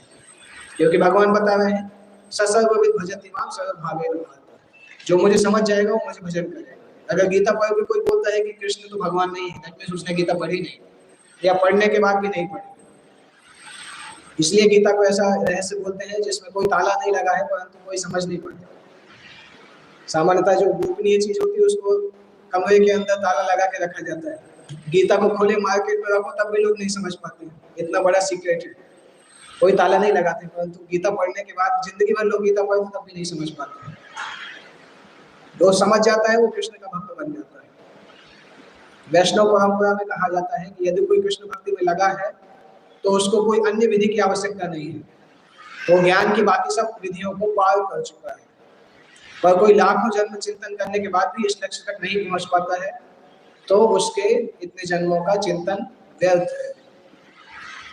इसके बाद भगवान इस अध्याय को कंप्लीट करते हैं। इदम इति गुह्यतमं शास्त्रम् इदं उक्तं मया नघ एतद्बुद्ध्वा बुद्धिमान् स्यात् कृतकृत्यश्च भारत। इति गुह्यतमं शास्त्रम्, जितने भी शास्त्र हैं शास्त्र का सबसे गुप्त अंश है जो मैंने तुम्हें अभी बताया है। इदम उक्तम मया नघ, मैंने क्यों तुम्हें बताया है? क्योंकि आप पाप रहित है। इससे एक मीनिंग समझ में आता है कि भगवत गीता उन लोगों को ज्यादा समझ में आता है जिन्होंने पाप नहीं किया है। एक और चीज समझ सकते हैं कि जितना हम पाप से बाहर आएंगे उतना गीता को ज्यादा समझ पाएंगे। एक और चीज समझ सकते हैं, जितना गीता को पढ़ेंगे उतना पाप से बाहर आएंगे। सभी सेम चीज है। अनक शब्द का भगवान ने उपयोग किया परंतु उससे बहुत सारे अर्थ निकाले। विश्वनाथ चक्रवर्ती ठाकुर की कमेंट्री में लिखेंगे तो इसी प्रकार से एक्सप्लेन करते हैं कि अर्जुन इसीलिए समझे क्योंकि वो पाप रहित है। दैट मीन्स जितना पाप रहित होंगे उतना समझ पाएंगे, जितने पाप कम होंगे उतना समझ पाएंगे। दैट मीन्स जितना समझेंगे उतना पाप खत्म होता जाएगा। तो दोनों के लिए है, अगर कोई पापी व्यक्ति गीता पढ़ना चालू करेगा तो पाप खत्म हो जाएंगे और गीता पढ़ते पढ़ते उसके पाप खत्म होते रहेंगे। ये उसका सार है। इसलिए भगवान ने स्पेशली यहाँ पे अर्जुन को अनग बोला है क्योंकि अर्जुन के सारे पाप खत्म हो चुके हैं, अर्जुन का कोई पाप नहीं। यह वैदिक शास्त्रों का सबसे गुप्त अंश है जिसे मैंने अब प्रकट किया है। जो कोई इसे समझता है वह बुद्धिमान हो जाएगा और उसके प्रयास सफल हो जाएंगे। तो ये शास्त्रों का सार है, वो भगवान ने जिस रूप में इसे कहा है उसी रूप में समझना चाहिए। अगर कोई इस तरह से समझेगा तो दिव्य ज्ञान में प्राप्त हो जाएगा। दूसरे शब्दों में भगवान के इस दर्शन को समझने तथा उनकी दिव्य सेवा में लगने से प्रत्येक व्यक्ति प्रकृति के गुणों के कल्मश से मुक्त हो जाता है। जहां भी भक्ति होती है वहां भौतिक कल्मश नहीं रह सकता। भगवत भक्ति और भगवान एक है। तो जहाँ पे भगवान रहते हैं भगवान सूर्य के समान है। जहाँ पे सूर्य रहता है वहां पे अज्ञान नहीं आ पाता है, अंधकार नहीं आ पाता। तो इसी तरह से जहाँ पे भक्ति आती है वहां पे अंधकार नहीं हो सकता है। तो इसलिए हर व्यक्ति को चाहिए कि इस कृष्ण भावनामृत को ग्रहण करे और बुद्धिमान बने और शुद्ध बने और भक्ति करे। जब कोई कृष्ण को इस प्रकार से समझ के भक्ति नहीं करता तो भले ही वो कितना भी बुद्धिमान हो, वो पूरी तरह से बुद्धिमान नहीं माना जाएगा। और जो अलग शब्द हमने लिखा है वो प्रभुपाद अगले पैराग्राफ में समझा रहे हैं। अनग का अर्थ है कि जब तक मनुष्य समस्त पाप कर्मों से मुक्त नहीं हो जाता तब तक कृष्ण को समझ पाना कठिन है। उसे समस्त कलमश से मुक्त होना है तभी समझ सकता है। लेकिन भक्ति इतनी शुद्ध है कि भक्ति में लगने से व्यक्ति कलमश से मुक्त हो जाता है। और भक्ति में कैसे लगेगा वो लास्ट तात्पर्य में लिखा है। शुद्ध भक्तों की संगति में रहकर पूर्ण कृष्ण भावनामृत में भक्ति करते हुए कुछ बातों को बिल्कुल दूर कर देना चाहिए। ये क्यों बताया जा रहा है? जिससे कि व्यक्ति शुद्ध भक्ति कर सके। तो सबसे पहले किस पर विजय प्राप्त करनी है? हृदय की दुर्बलता। सबसे महत्वपूर्ण बात है जिस पर विजय प्राप्त करनी है वो है हृदय की दुर्बलता। पहला पतन प्रकृति पर प्रभुत्व जताने की इच्छा के कारण होता है। इस तरह मनुष्य भगवान की दिव्य प्रेम भक्ति को त्याग देता है। दूसरी हृदय की दुर्बलता है कि जब कोई आधिकारिक प्रभुत्व जताने की इच्छा करता है तो भौतिक पदार्थ के स्वामित्व के प्रति आसक्त हो जाता है। इस संसार की सारी समस्याएं हृदय की दुर्बलताओं के कारण है। इस अध्याय के प्रथम 5 श्लोकों में हृदय की इन्हीं दुर्बलताओं से अपने को मुक्त करने की विधि बताई है और छठे श्लोक से अंतिम श्लोक तक पुरुषोत्तम योग बताया गया है। 2 चीजें भगवान ने बताई हैं। शुरू के 5 श्लोकों में हृदय की दुर्बलता को कैसे दूर करना है और नेक्स्ट 15 श्लोकों में पुरुषोत्तम योग का वर्णन बताया है। हृदय की दुर्बलता का मुख्य जो यहाँ पर बताया गया है, हृदय की दुर्बलता बोली जाती है स्वामित्व की इच्छा। जहाँ हम प्रकृति पर प्रभुत्व जताने की इच्छा जो है वो हृदय दुर्बलता कहलाती है। क्योंकि सामान्यतः लोगों को जब बोलते हैं कि हम भगवान के दास हैं तो दास सुनना लोगों को अच्छा नहीं लगता है। जो व्यक्ति भौतिक संसार में है उसको दास सुनना अच्छा नहीं लगता है, क्योंकि उसको लगता है दास बहुत नीचे की पोस्ट है, सर्वेंट थोड़ी बनना है, तो बड़े व्यक्ति बनेंगे, नौकर बन के क्या करेंगे। परंतु उनको पता नहीं कि भगवान का दास बनना संसार की सबसे ऊंची पोस्ट है। दासत्व भगवान का दासत्व स्वीकार करना संसार की सबसे ऊंची पोस्ट है। यहाँ भी लोग बड़े बड़े लोगों के दास बन के खुश होते हैं। कोई अगर इन्फोसिस में दास बन जाता है तो खुश हो जाता है, माइक्रोसॉफ्ट में दास बनता है तो और खुश हो जाता है, क्योंकि संसार के सबसे धनी व्यक्ति के दास है इसलिए खुशी मिलती है। माइक्रोसॉफ्ट में नौकरी करने वाला बोलता है, कॉलर चढ़ा के बोलता है मैं माइक्रोसॉफ्ट में नौकरी करता हूँ, तो उसको किसका घमंड है? कोई मालिक नहीं बना है, वो बिल गेट्स का दास बना हुआ है, उसी का उसको घमंड है। लेकिन जितने बड़े व्यक्ति के दास है उन्हें उतना अच्छा लगेगा। तो भगवान के दास बनना सबसे अच्छा है, क्योंकि भगवान संसार का कोई भी व्यक्ति हो, चाहे बिल गेट्स हो चाहे कोई हो, भगवान के सामने चींटी जैसे। तो किसका दास बनना चाहिए, भगवान का कि बिल गेट्स का? कुछ लोग बोलेंगे दोनों बन के रहेंगे तो चलेगा। मैं बोलूंगा एक्चुअली भगवान का बनना ज्यादा अच्छा है। अगर दोनों बन के रहते भी हैं तो भी अपने आप को आइडेंटिफाई नहीं करना चाहिए बिल गेट्स के दास के जैसे, आइडेंटिफाई भगवान के दास के जैसा करना चाहिए। क्योंकि जब तक किसी और के दास के रूप में अपने आप को आइडेंटिफाई करेंगे तब तक भक्ति में आगे नहीं बढ़ेंगे, क्योंकि वो हमारा ओरिजिनल स्वरूप नहीं है। हमारा ओरिजिनल स्वरूप भगवान के दास के जैसा है। अगर उस स्वरूप में रहेंगे, अगर उस स्वरूप में नहीं रहेंगे तो भक्ति करना बहुत कठिन होगा। कई बार जब भक्त लोग प्रश्न करते हैं ना, प्रभु जी बहुत मुश्किल हो रहा है भक्ति करना, ज्यादातर उसका कारण यही होता है कि हम भगवान के दास के रूप में अपने आप को नहीं देख पाते। क्योंकि जब नहीं देख पाएंगे तो भक्ति नहीं कर पाएंगे।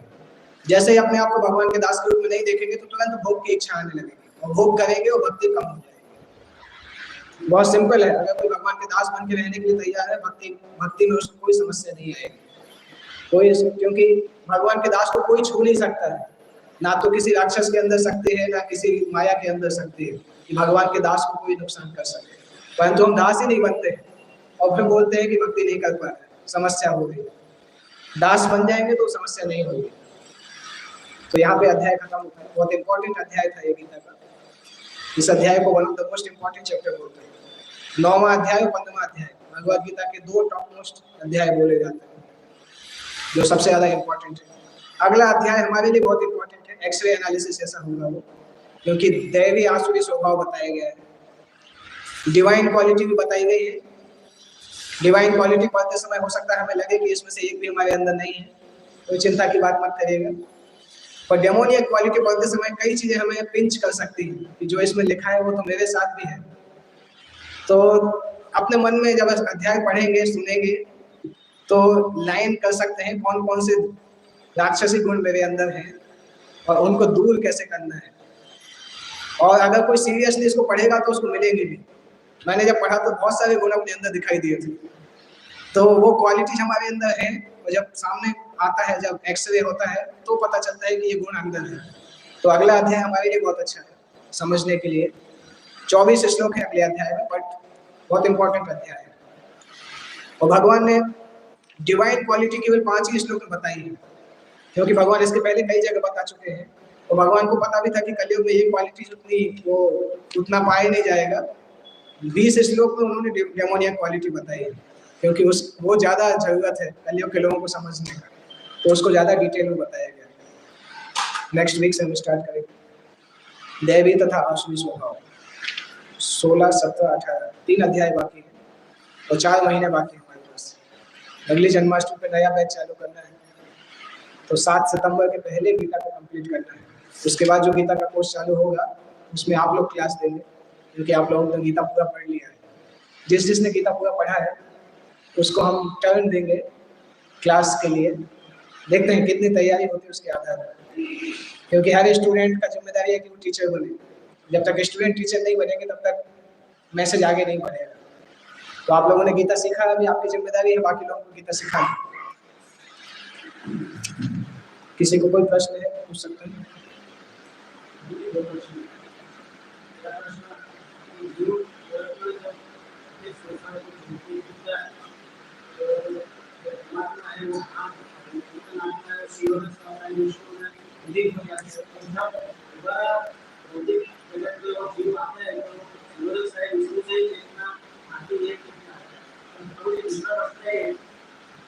पहला आंसर देता हूँ, फिर दूसरा। जब जीव इस संसार से जाता है मतलब जब ब्रह्मा का दिन खत्म होता है तब आप पूछ रहे हैं ना, क्योंकि मुक्ति के बाद जब जीव बात जाता है डेथ हो जाता है। ओके, सामान्य व्यक्ति की जब डेथ होती है उसके बहुत सारे डेस्टिनेशन है। जैसे व्यक्ति के पास जितना पैसा है वो उतनी जगह पे जा सकता है, उसी तरह से व्यक्ति बहुत सारी जगह जा सकता है। इसी संसार में जन्म ले सकता है, पशु योनि में जा सकता है, स्वर्ग जा सकता है, नरक जा सकता है, डिपेंड करता है उसने क्या कर्म किए। तो उसके बहुत डेस्टिनेशन है। अच्छा, जब जीव की मृत्यु होती है, परमात्मा तो विष्णु है ना, तो विलीन मतलब विलीन नहीं बोल सकते, वो तो एक ही व्यक्ति है। शिवरक्षाई विष्णु स्वयं ही परमात्मा। एक्चुअली भगवान का एक्सपेंशन कैसे होता है वो समझना बहुत मुश्किल है, क्योंकि हमें हमारे अंदर एक्सपेंशन की शक्ति नहीं है, इसलिए भगवान का एक्सपेंशन कैसे होता है समझ नहीं सकते। क्योंकि अगर हम ये बोलेंगे कि परमात्मा शिवरक्षाई विष्णु में विलीन हो जाएंगे तो उसका मतलब है शिवरक्षाई विष्णु में विलीन हो जाएंगे। ऐसा नहीं हो सकता, एक ही पर्सनालिटी। वो तो एक ही पर्सनालिटी अलग अलग शरीरों में उपस्थित है। कैसे उपस्थित है, जब भगवत धाम जाएंगे तो वहां से देख सकते हैं कैसे उपस्थित है। मेरे लिए बताना थोड़ा मुश्किल होगा। ओके,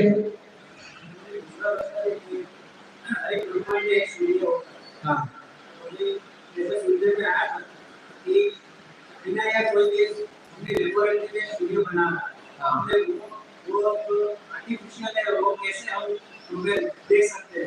इन सबको क्या बोला जाता है?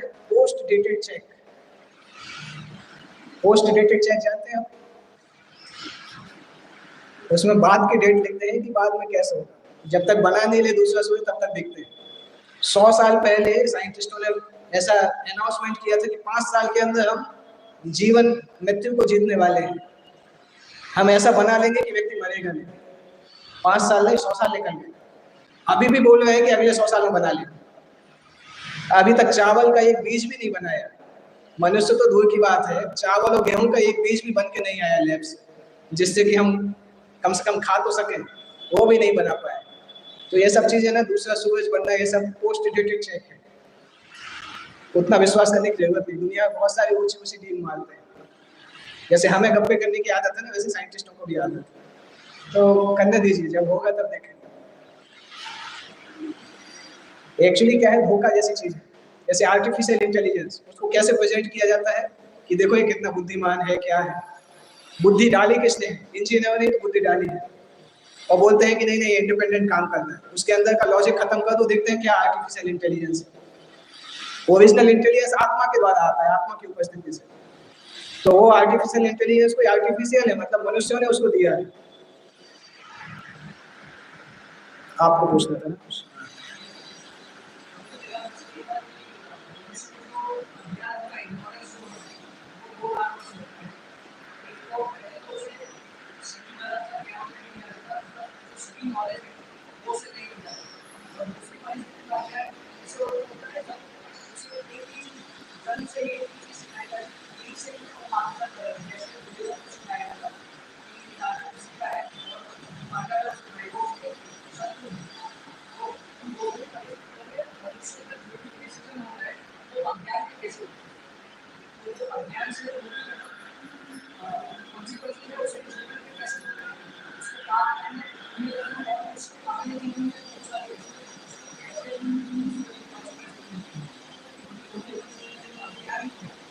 ओके, मेरा प्रश्न है कि दुर्योधन को बचपन से किसने सिखाया था? दुर्योधन को बचपन से शकुनी ने सिखाया था।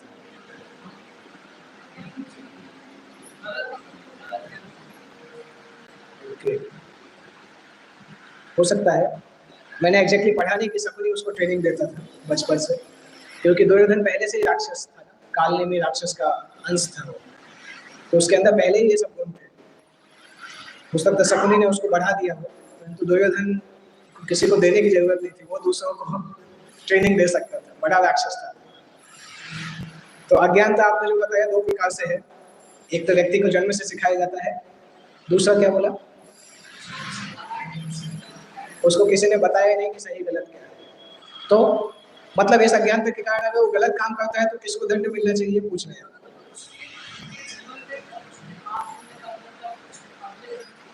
हाँ, इम्पोर्टेंट प्रश्न है।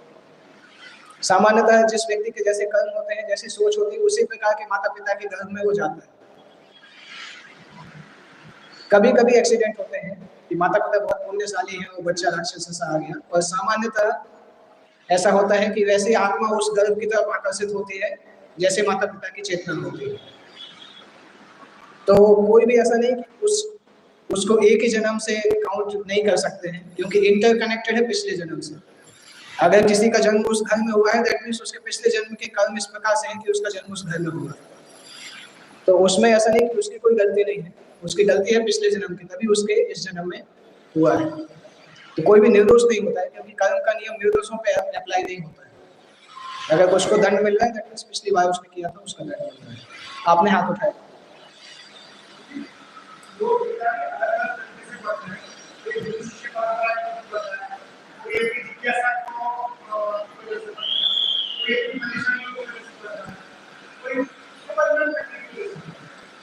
कोई लास्ट क्या बताया? उससे बदनाम करने के हिसाब से। हाँ,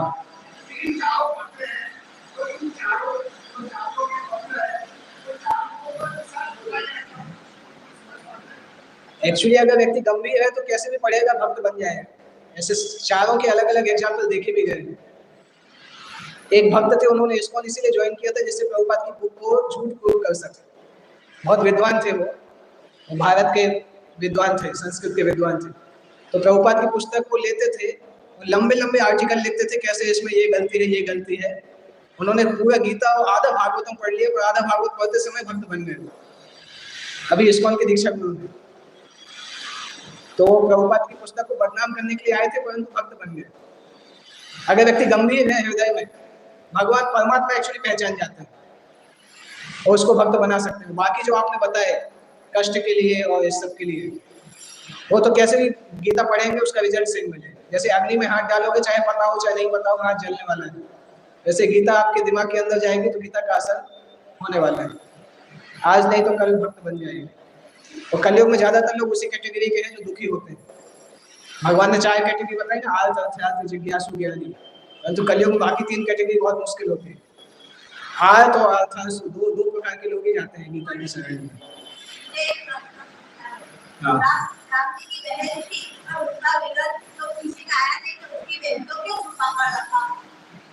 राम की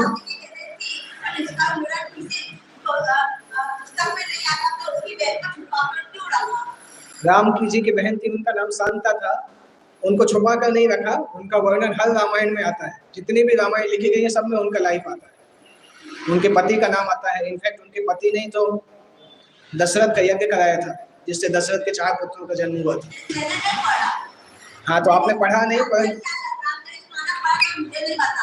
आपने पढ़ा नहीं, दैट मीन्स आपने उस सारे शास्त्र पढ़े नहीं। पढ़ेंगे तो शांता का वर्णन मिलता है।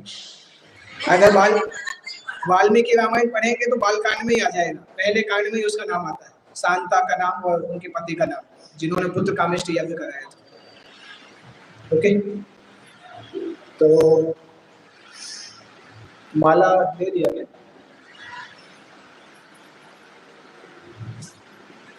जो जो पहली बार आए हैं उनको माला दे सकते हैं। कौन कौन भक्त हैं ऐसे जो पहली बार आए हैं, फर्स्ट टाइम जो आए, उनको माला दे दीजिए, वो उसमें से निकाल देंगे।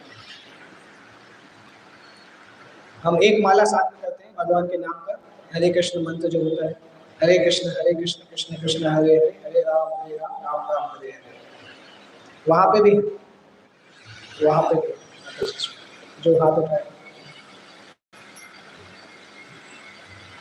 वो आए।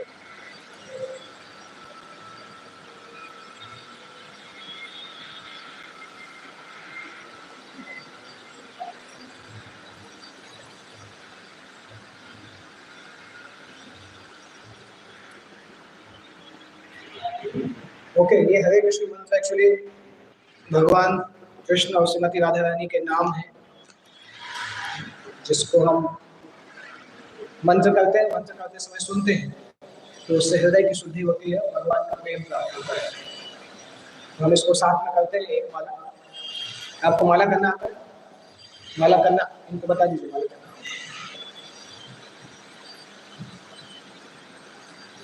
तो पहला मंत्र मेरे पीछे दोहराइएगा, फिर हम साथ में करेंगे।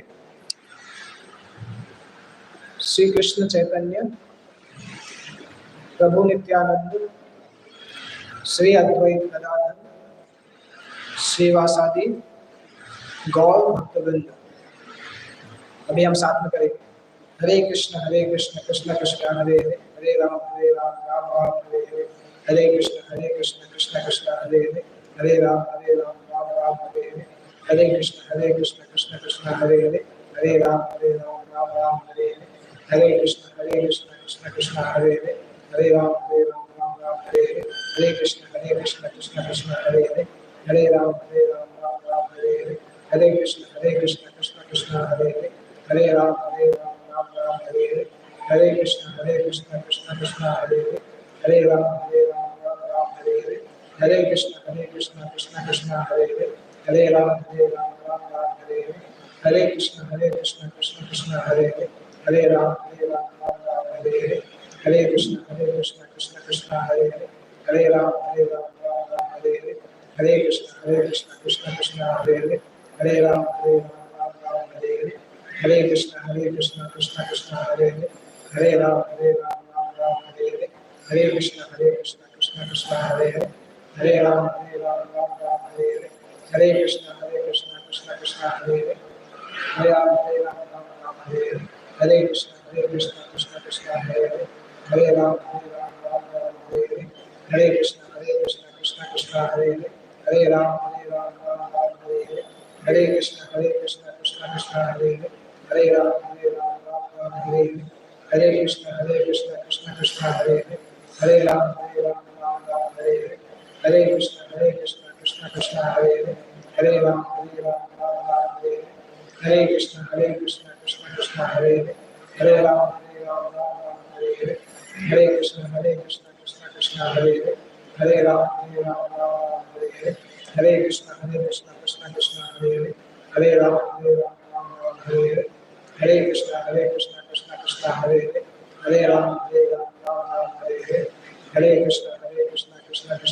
राम हरे हरे, हरे कृष्ण कृष्ण कृष्ण हरे हरे, हरे Ram Ram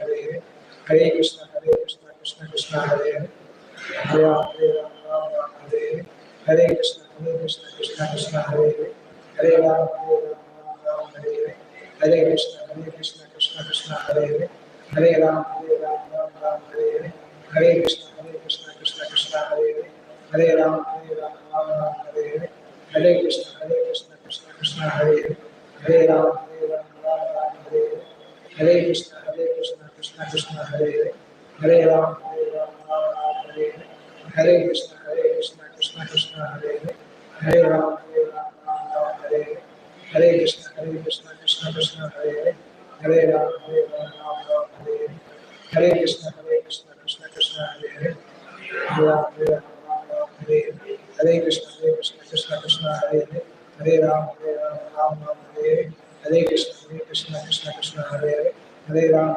Ram Hare Hare Hare Krishna Krishna Krishna Hare Hare Hare Ram Ram Hare Hare Hare Krishna Krishna Krishna Hare Hare Hare Ram Ram Hare Hare Hare Krishna Krishna Krishna Hare Hare Hare Ram Ram Hare Hare Hare Krishna Krishna Krishna Hare Hare Hare Ram Ram Hare Hare Hare Krishna Krishna Krishna Hare Hare Hare Ram Ram Hare Hare Hare Krishna Krishna Krishna Hare Hare Hare Ram Ram Hare Hare Hare Krishna Krishna Krishna Hare Hare Hare Ram Ram Hare Hare Hare Krishna Krishna Krishna Hare Hare Hare Ram Ram Hare Hare Hare Krishna Krishna Krishna Hare Hare Hare Ram Ram Hare Hare Hare Krishna Krishna Krishna Hare Hare Hare Ram Ram Hare Hare Hare Krishna Krishna Krishna Hare Hare Hare Ram Ram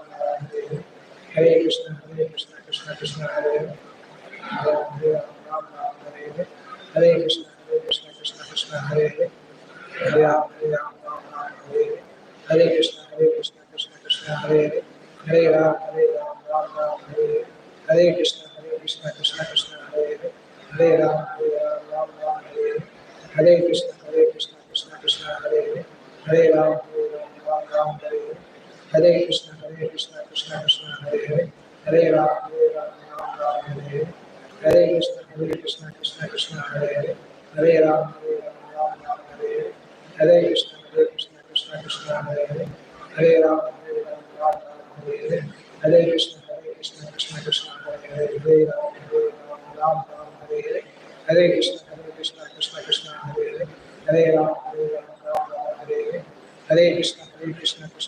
Hare Hare Hare Ram Hare Hare Hare Krishna Krishna Krishna Hare Hare Hare Ram Hare Hare Hare Krishna Krishna Krishna Hare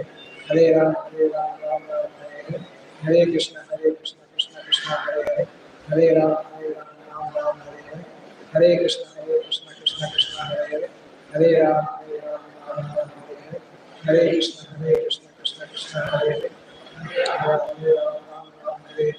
Hare Krishna Krishna Krishna Hare Hare Hare Ram Hare Hare Hare Krishna Krishna Krishna Hare Hare Hare Krishna Krishna Krishna Hare Hare Hare Ram Hare Hare Hare Krishna Krishna Krishna Hare Hare Hare Ram Hare Hare Hare Krishna Krishna Krishna Hare Hare Ram Hare Hare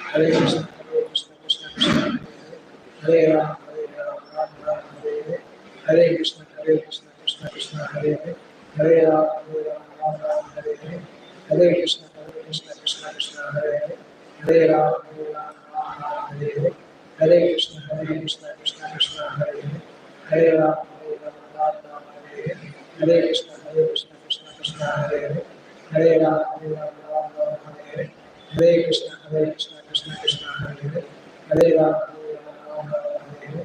Hare Krishna Krishna Krishna Hare Hare Ram Hare Hare Hare Krishna Krishna Krishna Hare Hare Ram Hare Krishna Krishna Krishna Hare Hare Ram Hare Hare Krishna Krishna Krishna Hare Hare Ram Hare Hare Krishna Krishna Krishna Hare Hare Ram Hare Hare Krishna Krishna Krishna Hare Hare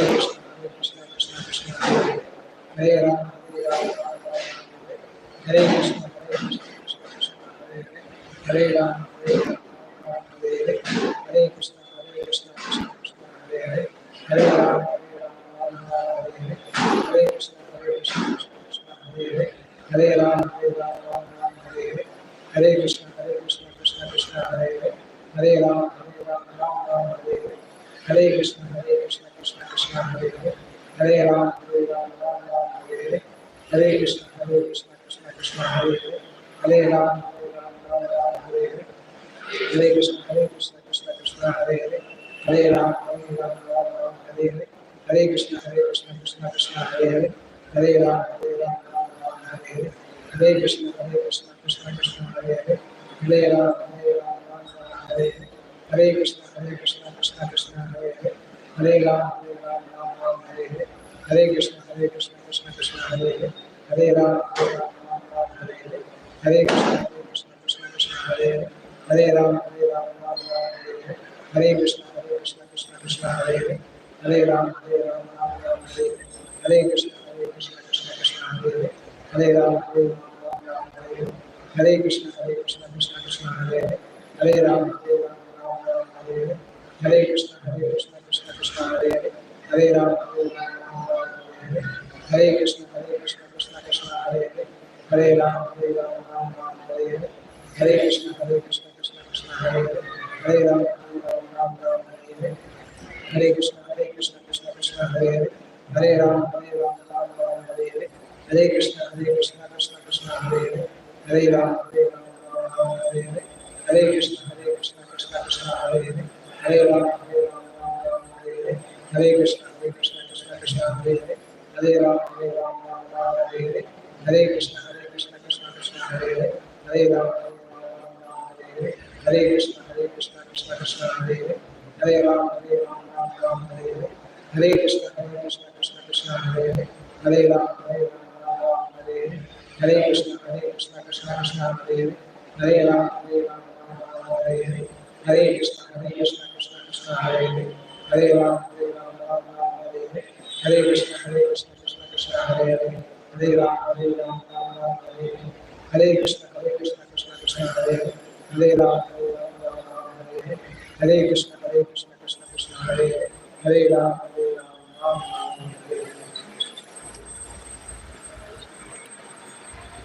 अभी आरती चालू होने वाली है।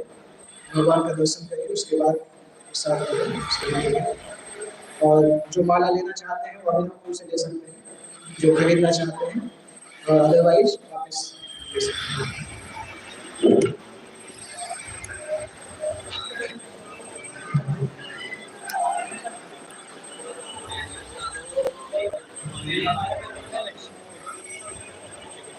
Please Hare Krishna. Yes प्रभु। चल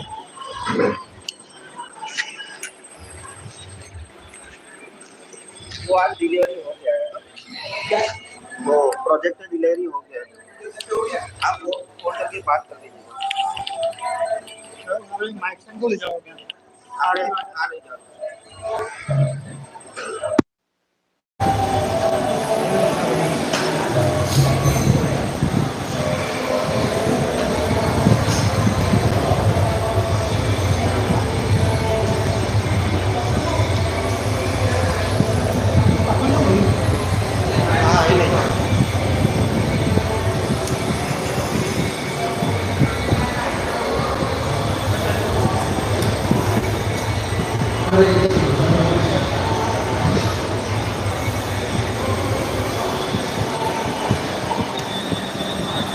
ના આને કઈ મૂકવાનું છે?